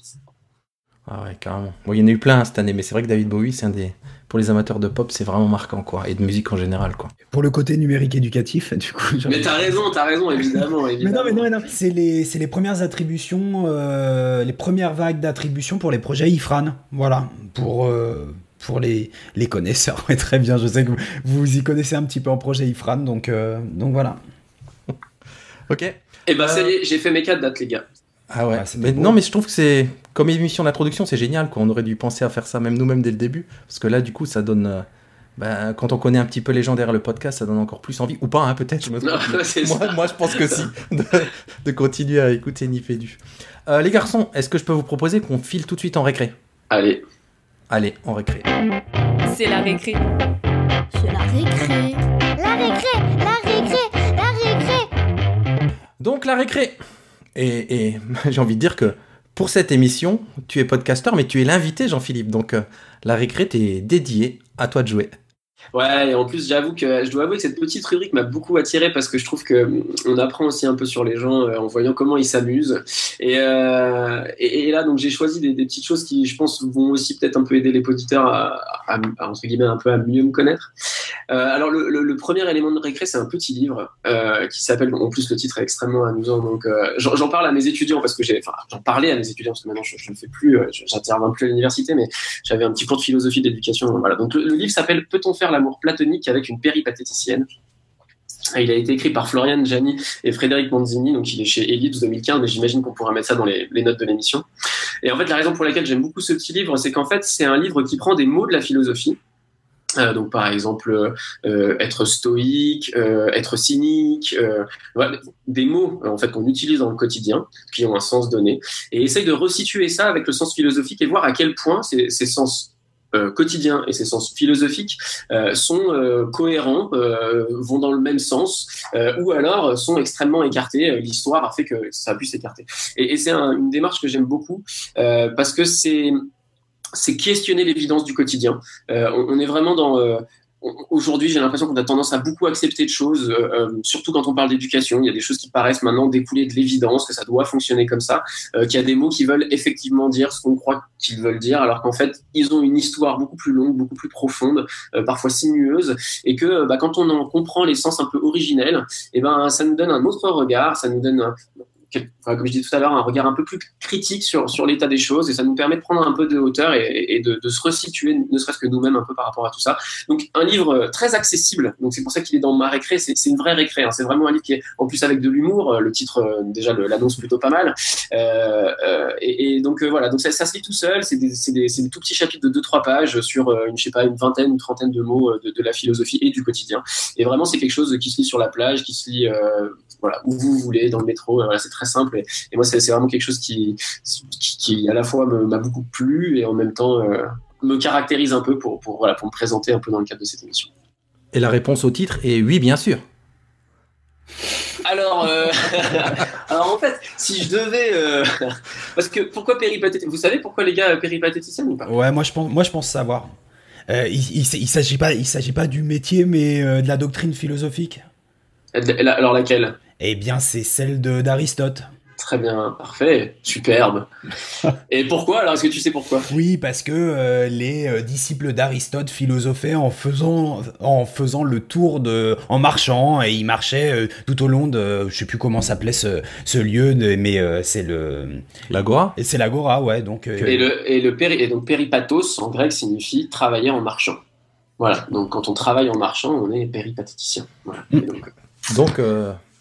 Donc on l'est parfois en classe, quoi. Parce qu'on est exactement, tout à fait. Deuxième récré.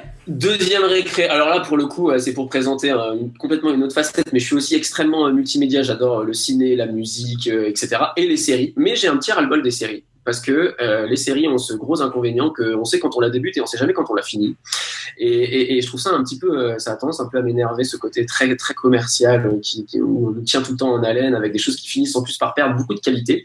Et j'ai découvert ces derniers temps, pour pallier à la fois ce petit coup de gueule et en même temps mon gros attrait pour le côté série, c'est les mini-séries. Donc en fait des choses qui durent 6 épisodes, 9 épisodes, mais en tout cas qui se résument en une saison et qui font des choses d'une qualité que je trouve extrême, parce qu'à la fois ça a le temps de creuser un peu des personnages, de creuser des situations, et en même temps d'avoir une fin qu'on sait là, présente, et qu'on sait qu'on va se lancer dans quelque chose qui se termine assez rapidement. Donc j'en cite quelques-unes parce que vraiment là ces derniers temps il y a eu des choses très très bien. Donc The Night Manager, qui est l'adaptation d'un roman de John le Carré pour les amateurs de polar, en plus avec de très bons acteurs britanniques, donc très très bien. Show Me a Hero, alors là aussi fait par le créateur de The Wire, le créateur de Traîner, donc d'excellentes séries. Pareil en 3 épisodes, enfin 3 ou 6, ça dépend comment on les découpe, mais et donc là c'est un biopic en l'occurrence sur l'histoire d'un maire d'une petite ville américaine, très très bien fait. Et la dernière que j'ai vue en date, American Crime Story, la première saison, en fait c'est une saison va être consacrée à chaque fois à une histoire criminelle qui a marqué, qui a défrayé la chronique et qui a eu une ampleur sociale. Et là en l'occurrence celle-ci est consacrée à O.J. Simpson, et très très bonne saison en 10 épisodes sur justement la question de la place des Noirs aux États-Unis, enfin vraiment avec un cas judiciaire avec une résonance sociale extrêmement prégnante et très très bien traitée. Donc voilà. Alors, je me demandais pour American Crime Story, est-ce qu'on est sur un docu-fiction ou une reconstitution un peu à la Making a Murderer ? Non, c'est vraiment là pour le coup, c'est vraiment c'est de la fiction. Enfin, c'est-à-dire c'est vraiment avec des acteurs. C'est pas du tout documentaire. C'est vraiment une reconstitution en mode avec d'ailleurs des très bons acteurs. L'acteur principal là, je zappe son nom, mais on retrouve David Schwimmer, donc le fameux Ross de Friends. On trouve John Travolta. On trouve vraiment c'est un très bon casting et ça se regarde très très bien. Régis, t'as aussi, j'imagine, une petite récré à proposer. Ouais, une toute petite récré. Une nouvelle de Ted Chiang qu'on retrouve dans un recueil, La Tour de Babylone, une qui m'a particulièrement plu, qui s'appelle Aimer ce que l'on voit, un documentaire. C'est le titre vraiment. Hein. Donc c'est une nouvelle de SF, la SF comme on l'aime, bien psychologique, en tout cas comme moi je l'aime, et qui m'a fait penser qu'elle pourrait vraiment se trouver, ça fait le lien avec ce que disait Jean-Philippe, comme un épisode à part entière de Black Mirror. Ah, super. Juste le pitch de Aimer ce que l'on voit, c'est et si on pouvait faire qu'on ne voit plus la beauté des gens, qu'on ait un espèce de masque mental et on voit plus la beauté, tout le monde se ressemble, tout le monde a un espèce de masque flou. Qu'est-ce que ça changerait dans la société ? Donc je vais pas vous dévoiler la suite, mais c'est écrit comme un documentaire, et Ted Chiang, je trouve extrêmement doué. C'est lui qui a écrit l'histoire de ta vie, dont est tiré Premier Contact, le film de Denis Villeneuve là, qui est sorti il y a quelques mois et qui est vraiment pas mal. En fait, la nouvelle est franchement mieux d'ailleurs dans Premier Contact, mais le film tire sur des axes dont il parle pas dans le livre, donc les deux sont complémentaires, mais je vous encourage vraiment à lire ces deux nouvelles. Aimer ce que l'on voit, un documentaire, et l'histoire de ta vie, en fait, c'est deux nouvelles, mais qui sont regroupées dans La Tour de Babylone. Une belle récré SF pour cet été, pour ceux qui sont amateurs.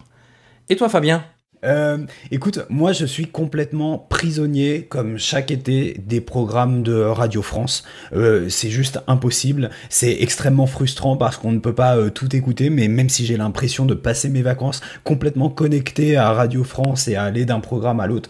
Donc l'idée c'était de vous en proposer quelques-uns, mais très très rapidement, et de vous inviter peut-être à réagir l'un et l'autre, voire à enrichir cet inventaire. Bon, alors on a une toute petite série qui est super sympa qui s'appelle Parlez-vous cerveau sur France Inter. J'adore, trop bien. Où on a un petit glossaire, voilà, qui est présenté de façon tout à fait cocasse parfois, conviviale, mais toujours très très accessible. Je pense que ça dure une quinzaine de minutes, Régis, 10-15 minutes. Non, l'émission, oui, 5 minutes. Ah, c'est vraiment des petites capsules. Ouais, c'est très très court. Très très court, donc voilà, écoutez en continu. Et je sais qu'il y a de nombreux poditeurs qui ont lancé des projets autour des neurosciences en classe, donc pour renforcer les connaissances et de l'enseignant et des élèves. Je pense que c'est tout à fait accessible à partir d'un certain âge. On vire de bord complètement et on va vraiment du côté des Culture Studies avec l'émission de Frédéric Sigrist qui s'appelle Blockbuster. Alors elle est finie, hein, elle était diffusée uniquement en juillet. Là on est sur une émission d'1 heure et c'est vraiment du lourd sur, comme le titre l'indique, hein, les grands phénomènes de la culture pop. On va de Madonna à Dallas en passant par Street Fighter et Dragon Ball. c'est chouette parce que c'est vraiment des bons dans le passé. Moi, je repense à cette émission sur Street Fighter où on se dit, oui, bah, effectivement, je suis pas le seul à avoir vécu ça. Les bastons des nuits durant sur Street Fighter avec le mec qui arrêtait pas de sauter, que tu pouvais jamais choper parce qu'il avait Dalsim mais il avait le coup imparable. Voilà, c'est sympa. Peut-être que ça manque un peu de profondeur sur certaines émissions. Moi, j'aurais aimé avoir des éclairages scientifiques qui étaient un peu plus prononcés, mais ça s'écoute vraiment bien.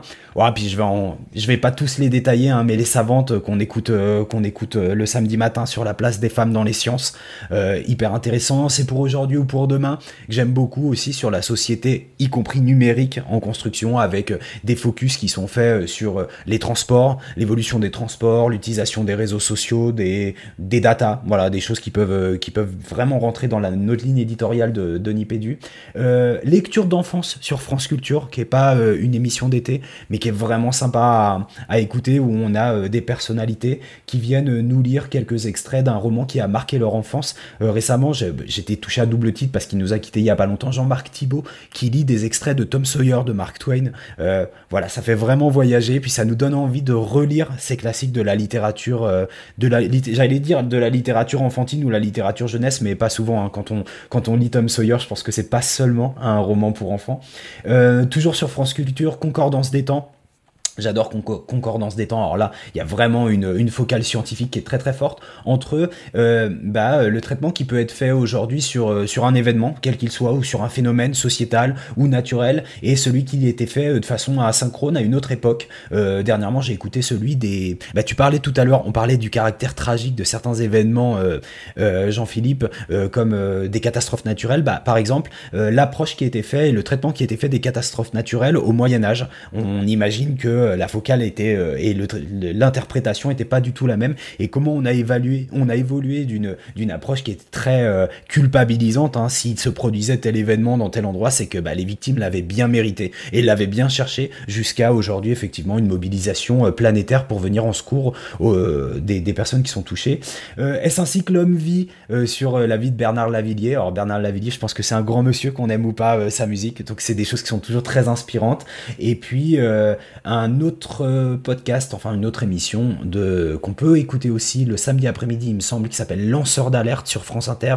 Et là, c'est vraiment très très intéressant. Je pense notamment à l'épisode du 30 juillet sur les vies bouleversées de ces fameux whistleblowers, ces lanceurs d'alerte. Comment est-ce que derrière l'engagement et derrière les convictions qui ont mené ces gens à révéler tout ce qui peut nuire à cette société en construction, on a des vies et des trajectoires personnelles qui sont souvent bouleversées et impactées de façon très très très dramatique. On pourrait en rajouter d'autres, je suis sûr que Régis en a d'autres en tête, et toi aussi certainement, Jean-Philippe.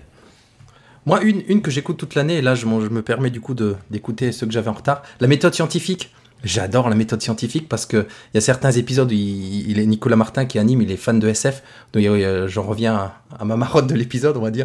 Il y a certains épisodes dédiés à la SF vachement intéressants, et sinon c'est vraiment une émission scientifique pure. Donc la méthode scientifique vraiment à écouter, c'est sur France Culture. Et moi j'en ai une parce qu'en fait pour pas mal de raisons, je dois avouer que quand j'ai un casque sur les oreilles, moi c'est souvent de la musique quand même, et la radio c'est un peu pour les news, et après il y en a une à laquelle quand même je suis abonné depuis une paire d'années et que je suis, et en plus qu'il y a eu des changements ces dernières années, c'est j'allais dire les nouveaux chemins de la connaissance sur France Culture, qui est leur ancien nom, en fait ça a changé maintenant, c'est les chemins tout court de la philosophie. Voilà, émission un peu exigeante, mais qui moi me plaît beaucoup, justement parce que des fois elle me met un peu au défi de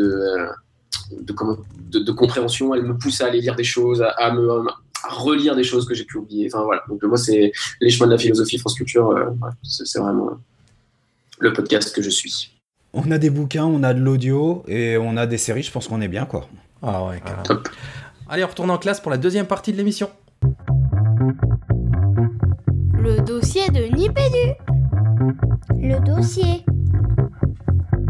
Deuxième partie de l'émission, les sciences de l'éducation. C'est le sous-titre, hein. Une vue entre parenthèses partiale mais d'ensemble.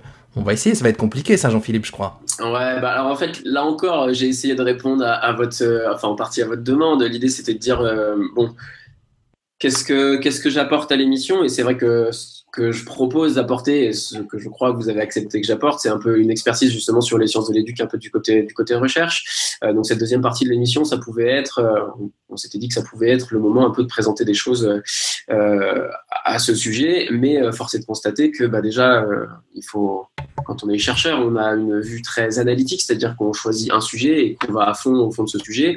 Alors forcément, on a choisi le sujet parce qu'avant, on a été formé d'un point de vue un peu général, qu'on a une vue d'ensemble, mais cette vue d'ensemble, elle est, elle reste un peu superficielle et on se spécialise que dans un tout petit point.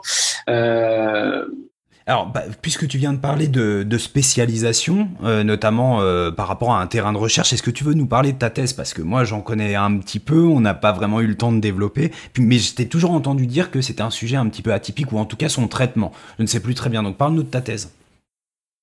Alors, c'est toujours le challenge, parler de sa thèse, parce qu'il faut savoir être concis, à la fois précis. Alors, comme je disais tout à l'heure, moi je me suis intéressé au langage de l'enseignant, alors plutôt de l'enseignant de secondaire pour le coup, parce qu'en fait je m'intéresse un peu à ce qu'on pourrait appeler communément le jargon, c'est-à-dire tous les mots qui vont un peu faire peur aux élèves et qui vont être un peu difficiles à comprendre de prime abord. Par exemple, j'en sais rien, je vais dire un mot sur lequel j'ai beaucoup travaillé, enfin en tout cas une thématique sur laquelle j'ai beaucoup travaillé en physique, sur la quantité de matière. Donc, par exemple, le mot mol, mot que les élèves ne connaissent absolument pas avant d'y être confrontés. Et donc justement, comment l'enseignant introduit ce genre de mots, avec quel type de définition, et surtout ce qui m'intéressait, c'était comment des définitions allaient disparaître du langage de l'enseignant, c'est-à-dire comment l'enseignant passe de ces moments où il l'explique et quand est-ce qu'il a suffisamment confiance en ses élèves pour que ce mot mol devienne en fait dans le langage de la classe un mot au même titre que n'importe lesquels des autres mots, c'est-à-dire un mot compris et autour duquel il y a une compréhension, ou en tout cas une intercompréhension commune entre l'enseignant et les élèves. Et du coup, ce sujet de thèse, en fait, appelle à voir le langage un peu sous un autre angle, c'est-à-dire qu'on a tendance à beaucoup parler d'expliquer, d'explicitation, et en fait, moi, j'en suis venu à parler au contraire d'implécitation, c'est-à-dire qu'en fait, le langage, c'est pas forcément quelque chose où on explique, où on dit des choses, mais c'est au contraire quelque chose où on arrête de dire. Quand on se parle là, on part du principe que tous les mots qu'on utilise sont une évidence pour les autres, et qu'en fait, il y a beaucoup de choses qui ne sont pas dites dans ce qu'on dit. Voilà. Et lorsque l'enseignant arrive avec des mots nouveaux, il est d'abord obligé de dire ce que ces mots veulent dire, et à un moment, il arrête de dire, parce que s'il passait son temps à répéter, non seulement il perdrait son temps, et en plus, ce serait pas du tout efficace d'un point de vue de la communication. Donc, je me suis intéressé à ce processus-là d'implicitation, de mise sous silence des significations que porte le langage. Voilà. Et en quoi ce sujet était un peu atypique? C'est parce que justement, pour parler du langage, je me suis intéressé beaucoup à des aspects philosophiques. Pour parler des sciences, de l'enseignement des sciences, j'ai été amené à parler de didactique. Et puis parce que je suis loin d'être le seul, enfin même loin s'en faut, à parler de pratique enseignante, je me suis intéressé à encore un autre domaine des sciences de l'éducation assez labellisé, qu'on appelle les recherches sur les pratiques enseignantes. Et donc voilà, j'ai essayé de croiser un peu tout ça, et ce qui fait que mon travail a eu un peu la faiblesse de mal me situer, de pas trop savoir où est-ce que j'étais, d'avoir une vraie réflexion à porter sur où est-ce que je voulais me situer. Alors, est-ce que je voulais plus me situer sur vraiment les aspects philosophiques de l'éducation? Est-ce que je voulais plus me situer dans les didactiques? Et auquel cas, quelle légitimité j'avais vraiment? Parce que je n'ai pas une formation dans les disciplines dans lesquelles je me suis intéressé, donc en l'occurrence, par exemple, les sciences physiques. Voilà, donc tout ça a été un peu le côté un peu particulier et les difficultés que j'ai pu avoir à la suite de mon travail de recherche. Une question sur ce que tu dis et qui va faire aussi un lien avec d'autres épisodes de Nipédu sur la relation entre le chercheur et le terrain, entre le chercheur et le praticien.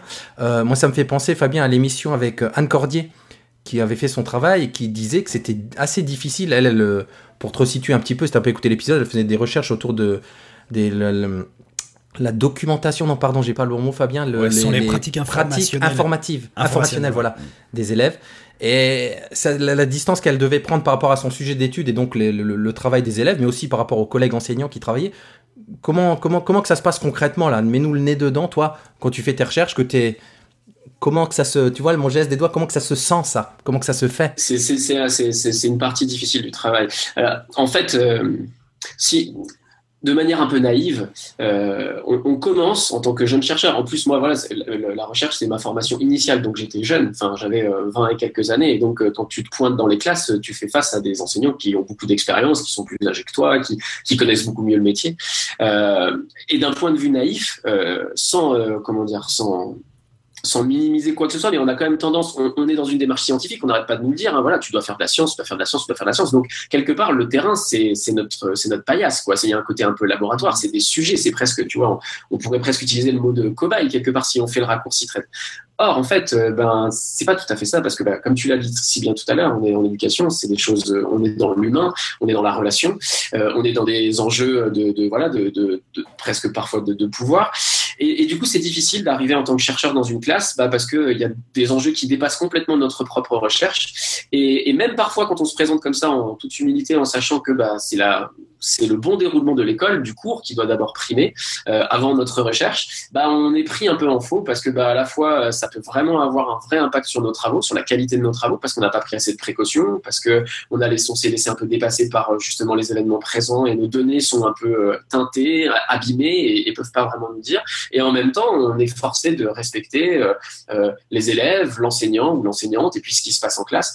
Et voilà. Et on est pris un peu entre ces feux-là, et c'est un équilibre qui est vraiment pas évident, pas facile à gérer. Et du coup, on parle. Fabien, tu voulais y aller? Non, vas-y, je t'en prie. Tu sais, on parle de plus en plus de cette collaboration entre le monde de la recherche et le monde de l'éducation, donc des espèces des binômes, hein, un peu comme le proposent d'ailleurs les aventuriers, autour de un chercheur, un enseignant. Là aussi, c'est une autre place du coup, parce que, enfin, tu vas nous le dire, hein, je me pose la question, je donne pas la réponse parce que je la connais pas. À la fois, tu es dans l'analytique, comme tu dis, mais tu participes à l'évolution pédagogique du projet de l'enseignant.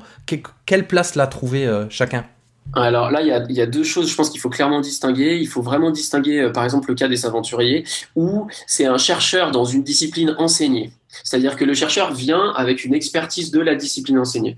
Il faut distinguer ce cas-là du cas du chercheur en éducation, qui vient dans la classe pour observer le phénomène qui est son objet d'étude.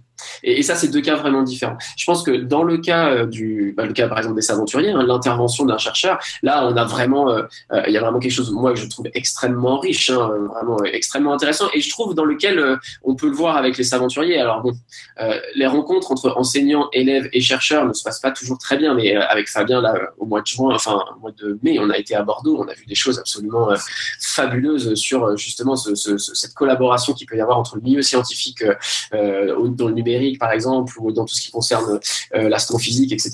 Il se passe des choses vraiment super. Par contre, de l'autre côté, du côté donc que moi je connais, enfin entre guillemets un peu mieux, je connais bien les deux côtés du coup maintenant, mais le côté qui a été vraiment ma pratique, ce que je trouve, comment dirais-je, en effet, en ce moment, d'ailleurs, c'est dans les notes de l'émission, hein, les instituts Carnot de l'éducation, l'IFE, toutes ces démarches qui disent, voilà, il faut que les chercheurs en éducation s'impliquent plus dans la classe. Alors ça, c'est quelque chose qu'on entend depuis un petit moment, mais moi, mon analyse de la chose, c'est que pour l'instant, on bute. C'est-à-dire qu'il y a de plus en plus d'initiatives, mais qui, pour l'instant, à mon sens, n'ont pas encore trouvé leur point d'équilibre, parce que d'un côté, on a les chercheurs qui, à mon sens, arrivent encore un petit peu trop sur leurs grands chevaux. En général, parce que j'ai rencontré des chercheurs pour lesquels c'est pas du tout le cas et qui font un travail absolument fabuleux, je pense notamment du côté de Lyon. On a des enseignants qui sont encore parfois aussi un petit peu rétifs, un petit peu réticents. Et je les comprends parce que les choses se passent pas toujours très très bien. Donc on a encore pas mal de travail à faire. Et là, comme ça, si tu me posais la question, et je te dis ça pour que justement tu me la poses pas, si tu me posais la question de comment il faudrait faire pour essayer de faire que ces deux mondes, le monde du praticien, enfin des praticiens et le monde des chercheurs se rencontrent un peu mieux, de manière un peu plus constructive, je dois avouer que c'est un challenge, c'est un sacré challenge. Et je mettais dans le chat pour rigoler que tu as un aspect monstrueux. Alors quand je prends monstrueux, c'est vraiment dans son acception baroque, de multiples en fait, multifacettes. Aujourd'hui, tu te retrouves conseiller pédagogique, donc on n'a pas précisé que c'est conseiller pédagogique dans le supérieur, hein, c'est bien ça Jean-Philippe, mais justement parce que je pense que tu as parfaitement conscience de la posture que doit être celle du chercheur quand il est dans une démarche analytique. Tu l'as très bien décrite, et en même temps je pense que tu as des choses à apporter à un praticien. Et là je fais un petit poc à Yannick Choulet qui m'a parlé de toi il y a pas longtemps et qui m'a dit les nombreux éclairages que tu as pu apporter peut-être à ton insu en dialoguant avec lui sur ce qui se passait dans sa classe. Et je pense qu'effectivement il y a aussi une espèce de comment on pourrait dire ça, de contrat didactique à un moment qui peut s'instaurer entre un chercheur et un praticien, pourvu que les territoires d'action où les périmètres d'action soient bien délimités. Je pense qu'à un moment, le chercheur, il peut s'autoriser de sortir d'un territoire ou d'un périmètre purement analytique pour amener ce regard externalisé qui permet à l'enseignant qui donnerait ce matériau vivant qu'est la séance de classe à observer au chercheur pour pouvoir mieux l'améliorer. C'est le principe des lesson studies un peu. Ouais, alors c'est marrant parce que si tu veux, moi, mon expérience, j'aurais tendance à vouloir presque à voir les choses presque dans l'autre sens. C'est-à-dire que je crois que j'ai réussi. Je me suis senti à l'aise dans ma posture de chercheur face à des enseignants quand, en fait, je me suis plutôt positionné comme celui qui a à apprendre de l'enseignant.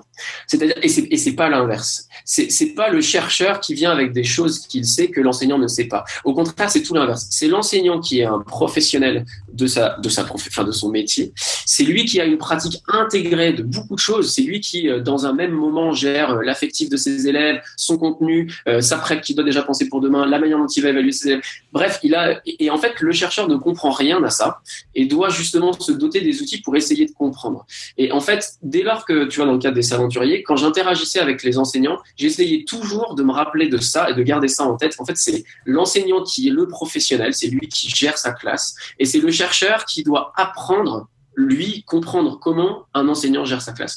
Et moi, c'est vraiment ce filtre-là, enfin cette manière-là, cette posture-là que j'essaye d'avoir quand je discute avec un enseignant. C'est lui le professionnel, c'est moi qui observe et qui ai à apprendre des choses. Et avec mon recul, c'est parce que je ne suis pas dans la situation que je peux éventuellement lui donner des clés sur ce que j'ai vu. Mais voilà, c'est vraiment comme ça que moi je le vis en tout cas. Vous avez vu quand même. Est-ce que ça voudrait dire... Vas-y, pardon, non, vas-y, je t'en prie. Je me dis là, est-ce que ça voudrait dire qu'un enseignant qui devient chercheur, tout ce travail serait déjà fait en fait? Il aurait une autre position du coup. Alors, il aurait une autre position, mais tu sais qu'en fait, en sciences de l'éducation, tu as énormément de chercheurs en éducation qui viennent de la pratique. Mais le gros challenge, et je pense que c'est pour ça que, alors, praticien aide à devenir chercheur, sans aucun doute, mais c'est pour ça que il n'y a pas non plus un énorme décalage. C'est parce qu'en fait, comme je le disais tout à l'heure, la recherche force à se cantonner à un tout petit truc. On va travailler sur un tout petit affect de l'élève. On va travailler sur, tu vois, comme moi, un tout petit aspect de la pratique enseignante.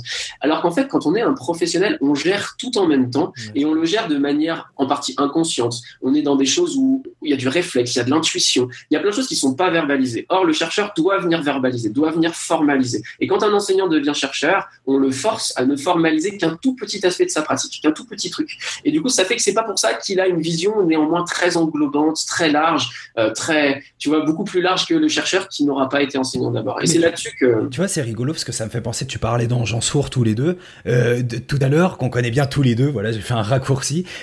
Et c'est ce que dit Ange. Elle dit souvent, c'est étrange comme dans la formation des enseignants, on n'agit pas par cloisonnement, mais en isolant justement ces points d'observation et ces points de réflexion qui doivent générer autant de stratégies d'intervention de la part des enseignants. En médecine, par exemple, on va cloisonner les choses, tu vois, et on va se spécialiser sur un point pour y mettre de la réflexion et pour affiner un petit peu les interventions. Mais on le fait pas nous dans la formation enseignante, c'est-à-dire que l'enseignante il se retrouve avec la didactique professionnelle, avec la didactique des disciplines, avec la gestion des élèves, avec la compréhension des affects des élèves, avec les enjeux qui sont liés au contexte classe institutionnel, alors qu'on pourrait procéder par ces petits points-là. Donc je me dis que tu vois là aussi l'accompagnement du chercheur, même s'il reste dans un périmètre d'expertise, et on va pas revenir sur cette posture d'humilité qu'elle vienne d'un chercheur ou qu'elle vienne d'un formateur, à mon avis un préalable à tout travail constructif de partenariat, et je pense que Régis sera d'accord, et elle pourrait s'opérer aussi de cette façon-là. Donc, ouais, tout à fait. Ouais, mais il y a un espace entre ces deux que moi je vois, c'est que tu disais l'enseignant, c'est peut-être parfois pas facile de se dire il y a un chercheur qui scrute là, qui me met sous sa loupe, voire sous son microscope pour m'observer, alors que l'enseignant attendrait peut-être plutôt des échanges, quoi, tu vois. Alors et forcément, le chercheur, il peut pas, parce que ce serait fausser son étude, peut-être que d'apporter des pistes ou de donner son point de vue. Et là, entre les deux, il y a peut-être autre chose à trouver dans cette coopération.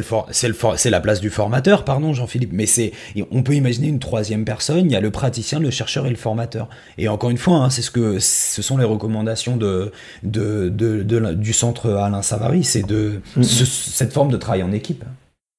Alors déjà, tout à fait, j'abonde tout à fait dans le sens de ce que vient de dire Fabien. Après, du point de vue strictement du chercheur, il y a aussi des choses qui existent aujourd'hui.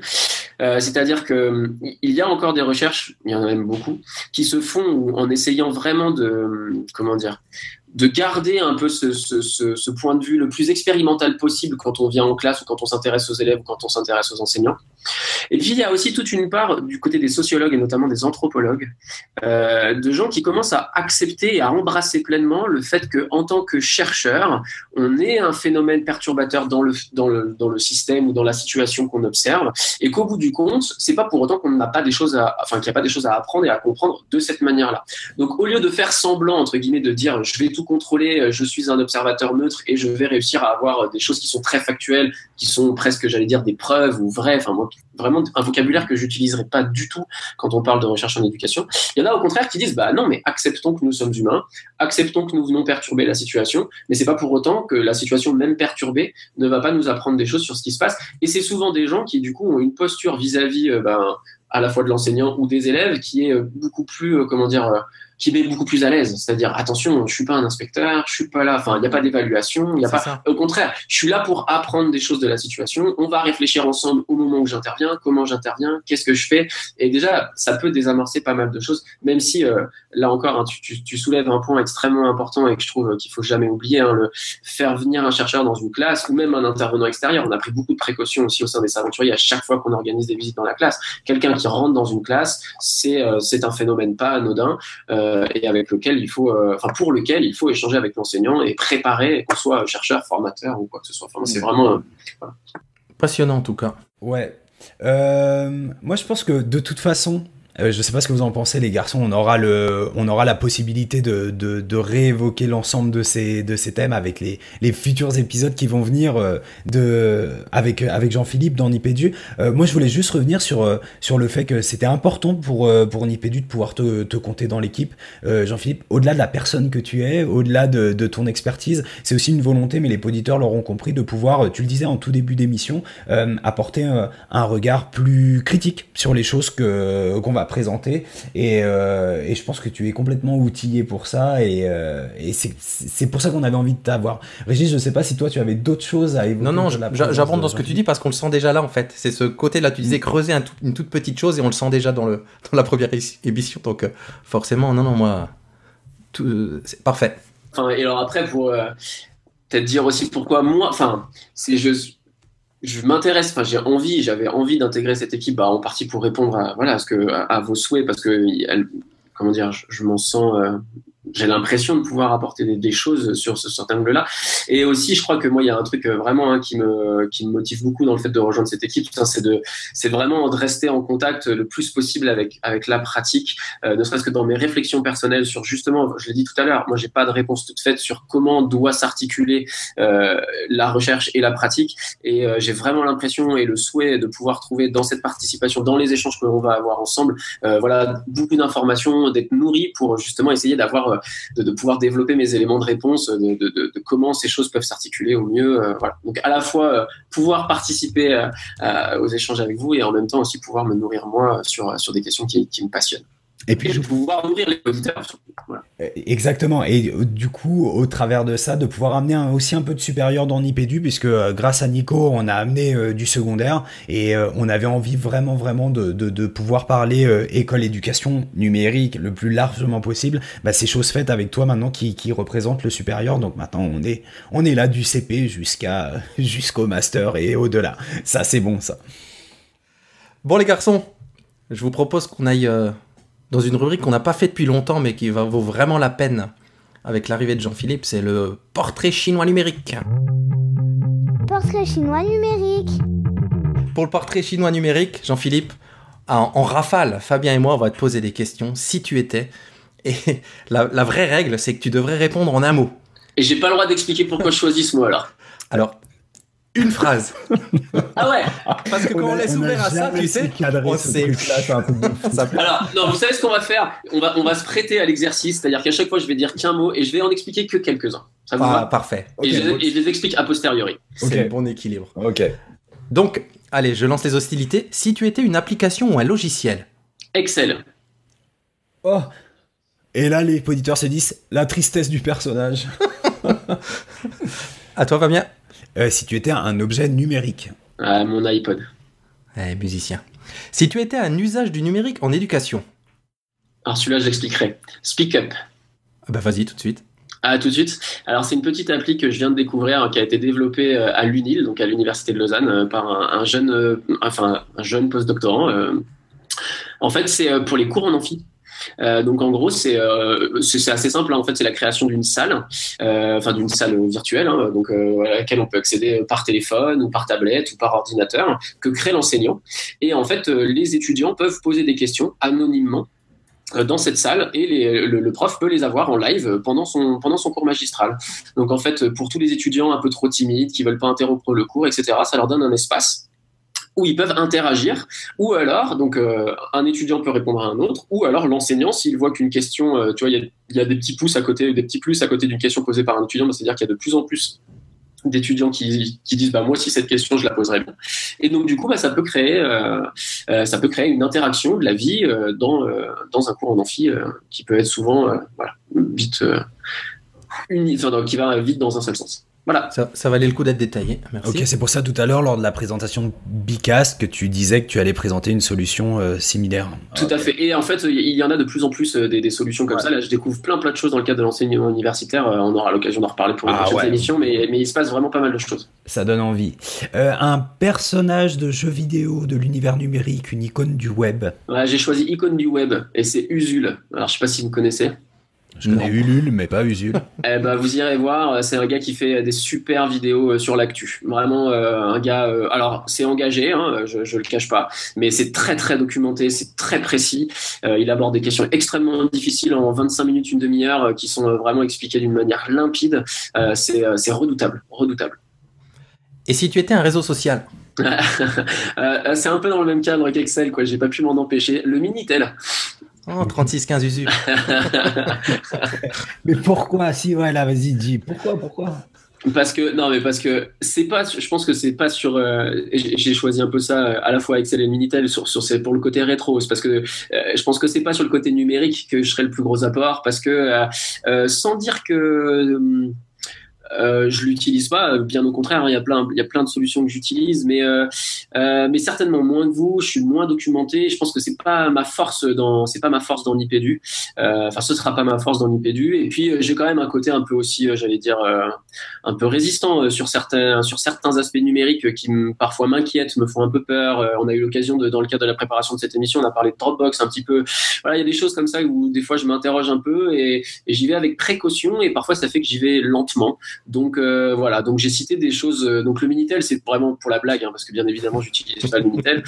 Pour Excel, c'est aussi parce que si vous aviez posé cette question à des potes, si vous auraient dit Excel, parce que je fais des tableurs Excel pour tout, parce que j'ai besoin de poser les choses, d'être organisé, de mettre dans des cases, même si il faut mettre dans des cases pour mieux savoir en sortir. Mais voilà. Ok. Un site web? Ouais, alors là, j'ai mis du temps à trouver, mais j'ai répondu à radiohead.fr. Et la raison n'est pas que parce que j'aime la musique, j'adore la musique que fait Radiohead, mais c'est parce que radiohead.fr, c'est un site fait par des fans, et la démarche est juste hallucinante. C'est des vrais passionnés, et j'admire les vrais passionnés. C'est-à-dire que c'est des gens qui, sur leur temps libre, ils n'en vivent pas. C'est du pur partage, du pur plaisir.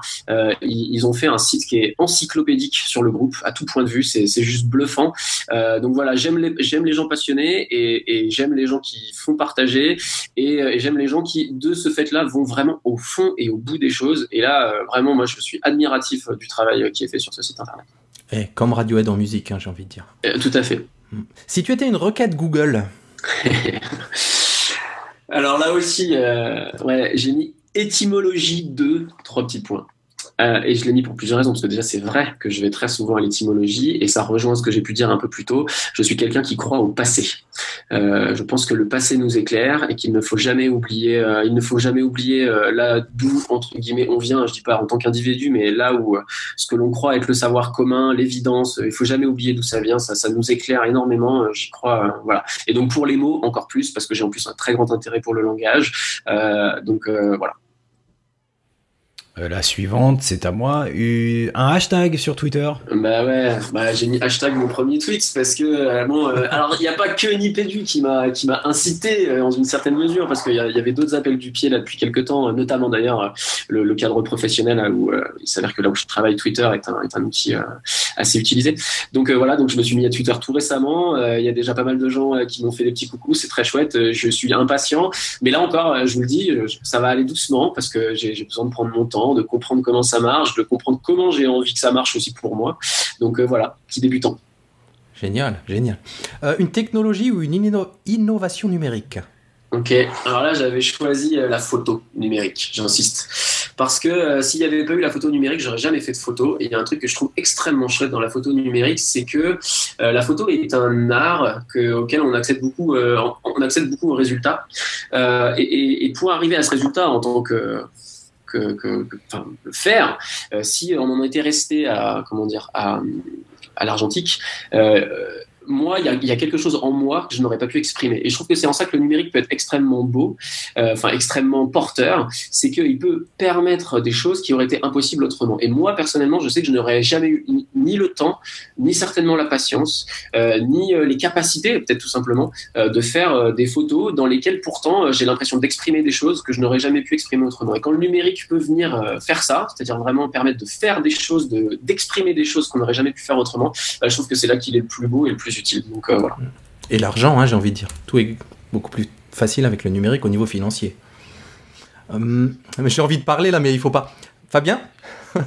La dernière question. Alors, si tu devais troller quelqu'un ou quelque chose, ce serait Lego. Ouais, pas la marque. Hein.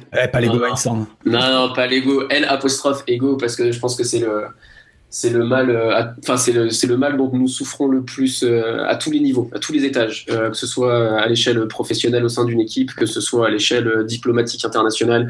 Je pense qu'aujourd'hui nous souffrons énormément de trop de soi, trop de on parlait des selfies, tout ça pour moi c'est la culture de l'ego. C'est des choses là encore, vous voyez, à la fois qui sont un peu liées au numérique et qui me font un peu peur et qui me font réfléchir et qui font que j'y vais doucement et que voilà. Mais l'ego définitivement, on devrait être éduqué à savoir quelle est la limite entre prendre soin de soi et prendre soin des autres, et je trouve qu'on est en train de perdre un peu tout ça et que la limite se floute. Peut-être dans les savoir-faire et la personnalité, on parlait tout à l'heure des compétences à l'horizon 2030, il faudrait faire rentrer ça. Et tu sais que c'est rigolo parce que tu parlais des selfies, on parlait des réseaux sociaux. Selfie en bon québécois se dit égo portrait. Ouais, quelque part, je trouve que ça a au moins la vertu de quelque part de mettre le mot et de se dire tiens, peut-être qu'il faudrait faire un peu attention. Le tout à l'ego. Ouais. Bim. Inspiration, coup de cœur, coup de gueule. Inspiration. Coup de cœur. Coup de cœur. Coup de gueule. Coup de gueule. Honneur à toi, c'est ton inspiration, c'est ton coup de cœur, ton coup de gueule ou tes coups de cœur, coup de gueule, inspiration. Jean-Philippe, à toi les studios. Ok, alors je pouvais pas arriver dans Nipédu sans que l'inspiration dont je fasse part, mon inspiration de ces derniers mois dont je fasse part, ce soit les enseignants enthousiastes. J'avoue que mon expérience au Saventurier m'a vraiment, j'allais dire, mis une baffe, et puis en plus fait naître en moi quelque chose, un vrai enthousiasme en fait. Justement, il a été extrêmement communicatif, cet enthousiasme. On parle beaucoup et très facilement dans les médias des enseignants qui comptent qui attendent leurs vacances, des enseignants qui râlent tout le temps, voilà. Et là, j'ai vu une facette du métier enseignant qui est juste absolument admirable, des gens qui comptent rien du tout, ni leurs heures, ni leur argent, ni leur investissement personnel, qui font des choses absolument remarquables, et voilà, et je dois avouer que ça a été une vraie leçon, une vraie claque, et quelque chose qui m'a extrêmement aussi poussé à me dire que la recherche est beaucoup trop loin de tout ça, ne se rend pas compte de ces enjeux-là, ne se rend pas compte de cet investissement-là, et que trouver une position du milieu, descendre de l'arbre, j'en reviens à ça, mais vraiment coup de chapeau et une vraie inspiration, vraiment quelque chose qui me guide, qui m'a guidé dans mes choix et qui continuera à me guider un moment. Alors t'as un coup de cœur aussi. Ouais, j'ai un coup de cœur, là encore, qui est très actuel, c'est les recrutements publics suisses, parce que voilà, vous l'avez entendu, j'ai été recruté je l'ai dit rapidement, mais donc j'ai été recruté dans une université suisse et j'ai connu un recrutement qui là encore m'a fait me poser beaucoup de questions sur la manière dont on recrute, alors dans le public, mais dans l'éducation nationale, pour ce que je connais le mieux, donc à la fois au niveau universitaire, mais aussi au niveau du primaire ou du secondaire. Voilà, j'ai passé à la fois le petit dossier qui va bien normalement comme à l'accoutumée, mais j'ai passé aussi 3 fois des entretiens de 1 heure et demie à peu près, avec des choses à préparer entre. Voilà, un travail que j'ai trouvé bien plus constructif, qui fait que même si j'avais pas été recruté, je crois que c'était un recrutement que j'aurais été, j'en suis même persuadé que j'aurais été content d'avoir vécu, parce que j'ai senti qu'on s'intéressait à moi, j'ai senti qu'on me demandait de prendre place dans un travail, dans une équipe, dans une institution, et qu'on m'a fait faire les choses pour que je me sente investi de tout ça, et vraiment, voilà, vraiment coup de chapeau. Et je crois que là, pour ce coup-là, en France, on a vraiment beaucoup de choses à apprendre. Ah bah les copains de Nipcast vont être contents. Côté suisse, tout ça, ça va. Et un coup de gueule donc? Ouais, un coup de gueule. Alors là aussi, j'ai essayé de trouver, parce que les coups de gueule, bon, c'est pas difficile à trouver, hein. Je pense qu'il y en avait un paquet. Mais j'ai essayé de trouver un truc qui était un peu en lien avec le numérique pour le coup. Et ouais, je dois avouer que là, en ce moment, il y a un truc qui me marque beaucoup, que je remarque, c'est que les gens ne regardent plus où ils marchent. Pris dans leur tablette, dans leur téléphone, dans leur coup de fil avec les petites oreillettes, etc. Et alors à la fois sur l'aspect tout à fait dangereux immédiat, hein, on peut voilà, ne pas regarder où on marche quand on traverse une route, quand on traverse une piste cyclable, c'est souvent là où ça m'interpelle le plus. Et puis après, au-delà de ça, donc à la fois je trouve qu'il y a ce côté un peu dangereux, et puis à la fois aussi, moi je trouve que j'en reviens à mon troll, hein, j'en reviens un peu à l'ego, quoi, hein, c'est-à-dire que je trouve que rester dans son téléphone, c'est rester dans son réseau, alors social certes, mais c'est rester quand même dans sa petite bulle, c'est rester dans son petit environnement, et c'est un peu oublier que on peut être interpellé, qu'on peut faire une rencontre inattendue, imprévue, et souvent je pense à Wall-E, hein, ce petit film d'une écurie dont je ne citerai pas le nom pour pas faire de pub, mais voilà, où on finit par vraiment rester face à son écran tout le temps, et je dois avouer que ça aussi parfois ça m'inquiète un petit peu, en plus de m'énerver quand je suis sur mon vélo et que les gens regardent pas où ils vont. Voilà. Dangereux tout ça, dangereux. Bon les garçons, on file vers le mantra du mois. Le mantra du mois? Le mantra du mois. Alors, tu nous as même choisi un mantra. Bientôt on n'aura plus de travail, Fabien, c'est trop bien. Ah, en même temps, les gars, j'adore. C'est vous qui m'avez non, c'est sollicité, moi, extrêmement bien. Alors, tu nous as trouvé un joli mantra pour cet épisode? Ouais, alors bon, il y a eu un petit débat, est-ce que j'avais le droit à une citation ou pas? Alors on m'a dit plutôt non. Alors j'ai dit pas de citation, c'est-à-dire là je vous donne une phrase, alors peut-être qu'elle existe quelque part, hein, ça j'en sais rien. En tout cas, moi je l'ai jamais lu quelque part. Alors la phrase c'est: on ne choisit pas ce qui nous arrive, mais on choisit ce que l'on en fait. Et alors cette phrase c'est à savoir, là, il faut rendre à César ce qui est à César, c'est un résumé de la morale stoïque, donc au sens philosophique du terme, les stoïciens. Si on s'intéresse un peu à ce qu'il disait que devait être une bonne personne, c'est ce qu'il disait. Il disait que voilà, il y a plein de choses donc, qui sont absolument hors de notre contrôle, qu'il faut qu'on accepte. Et lorsque ces choses hors de notre contrôle nous arrivent, il faut savoir les gérer et en faire quelque chose de constructif. Et moi, c'est une morale, c'est une manière de voir les choses qui me va très très bien.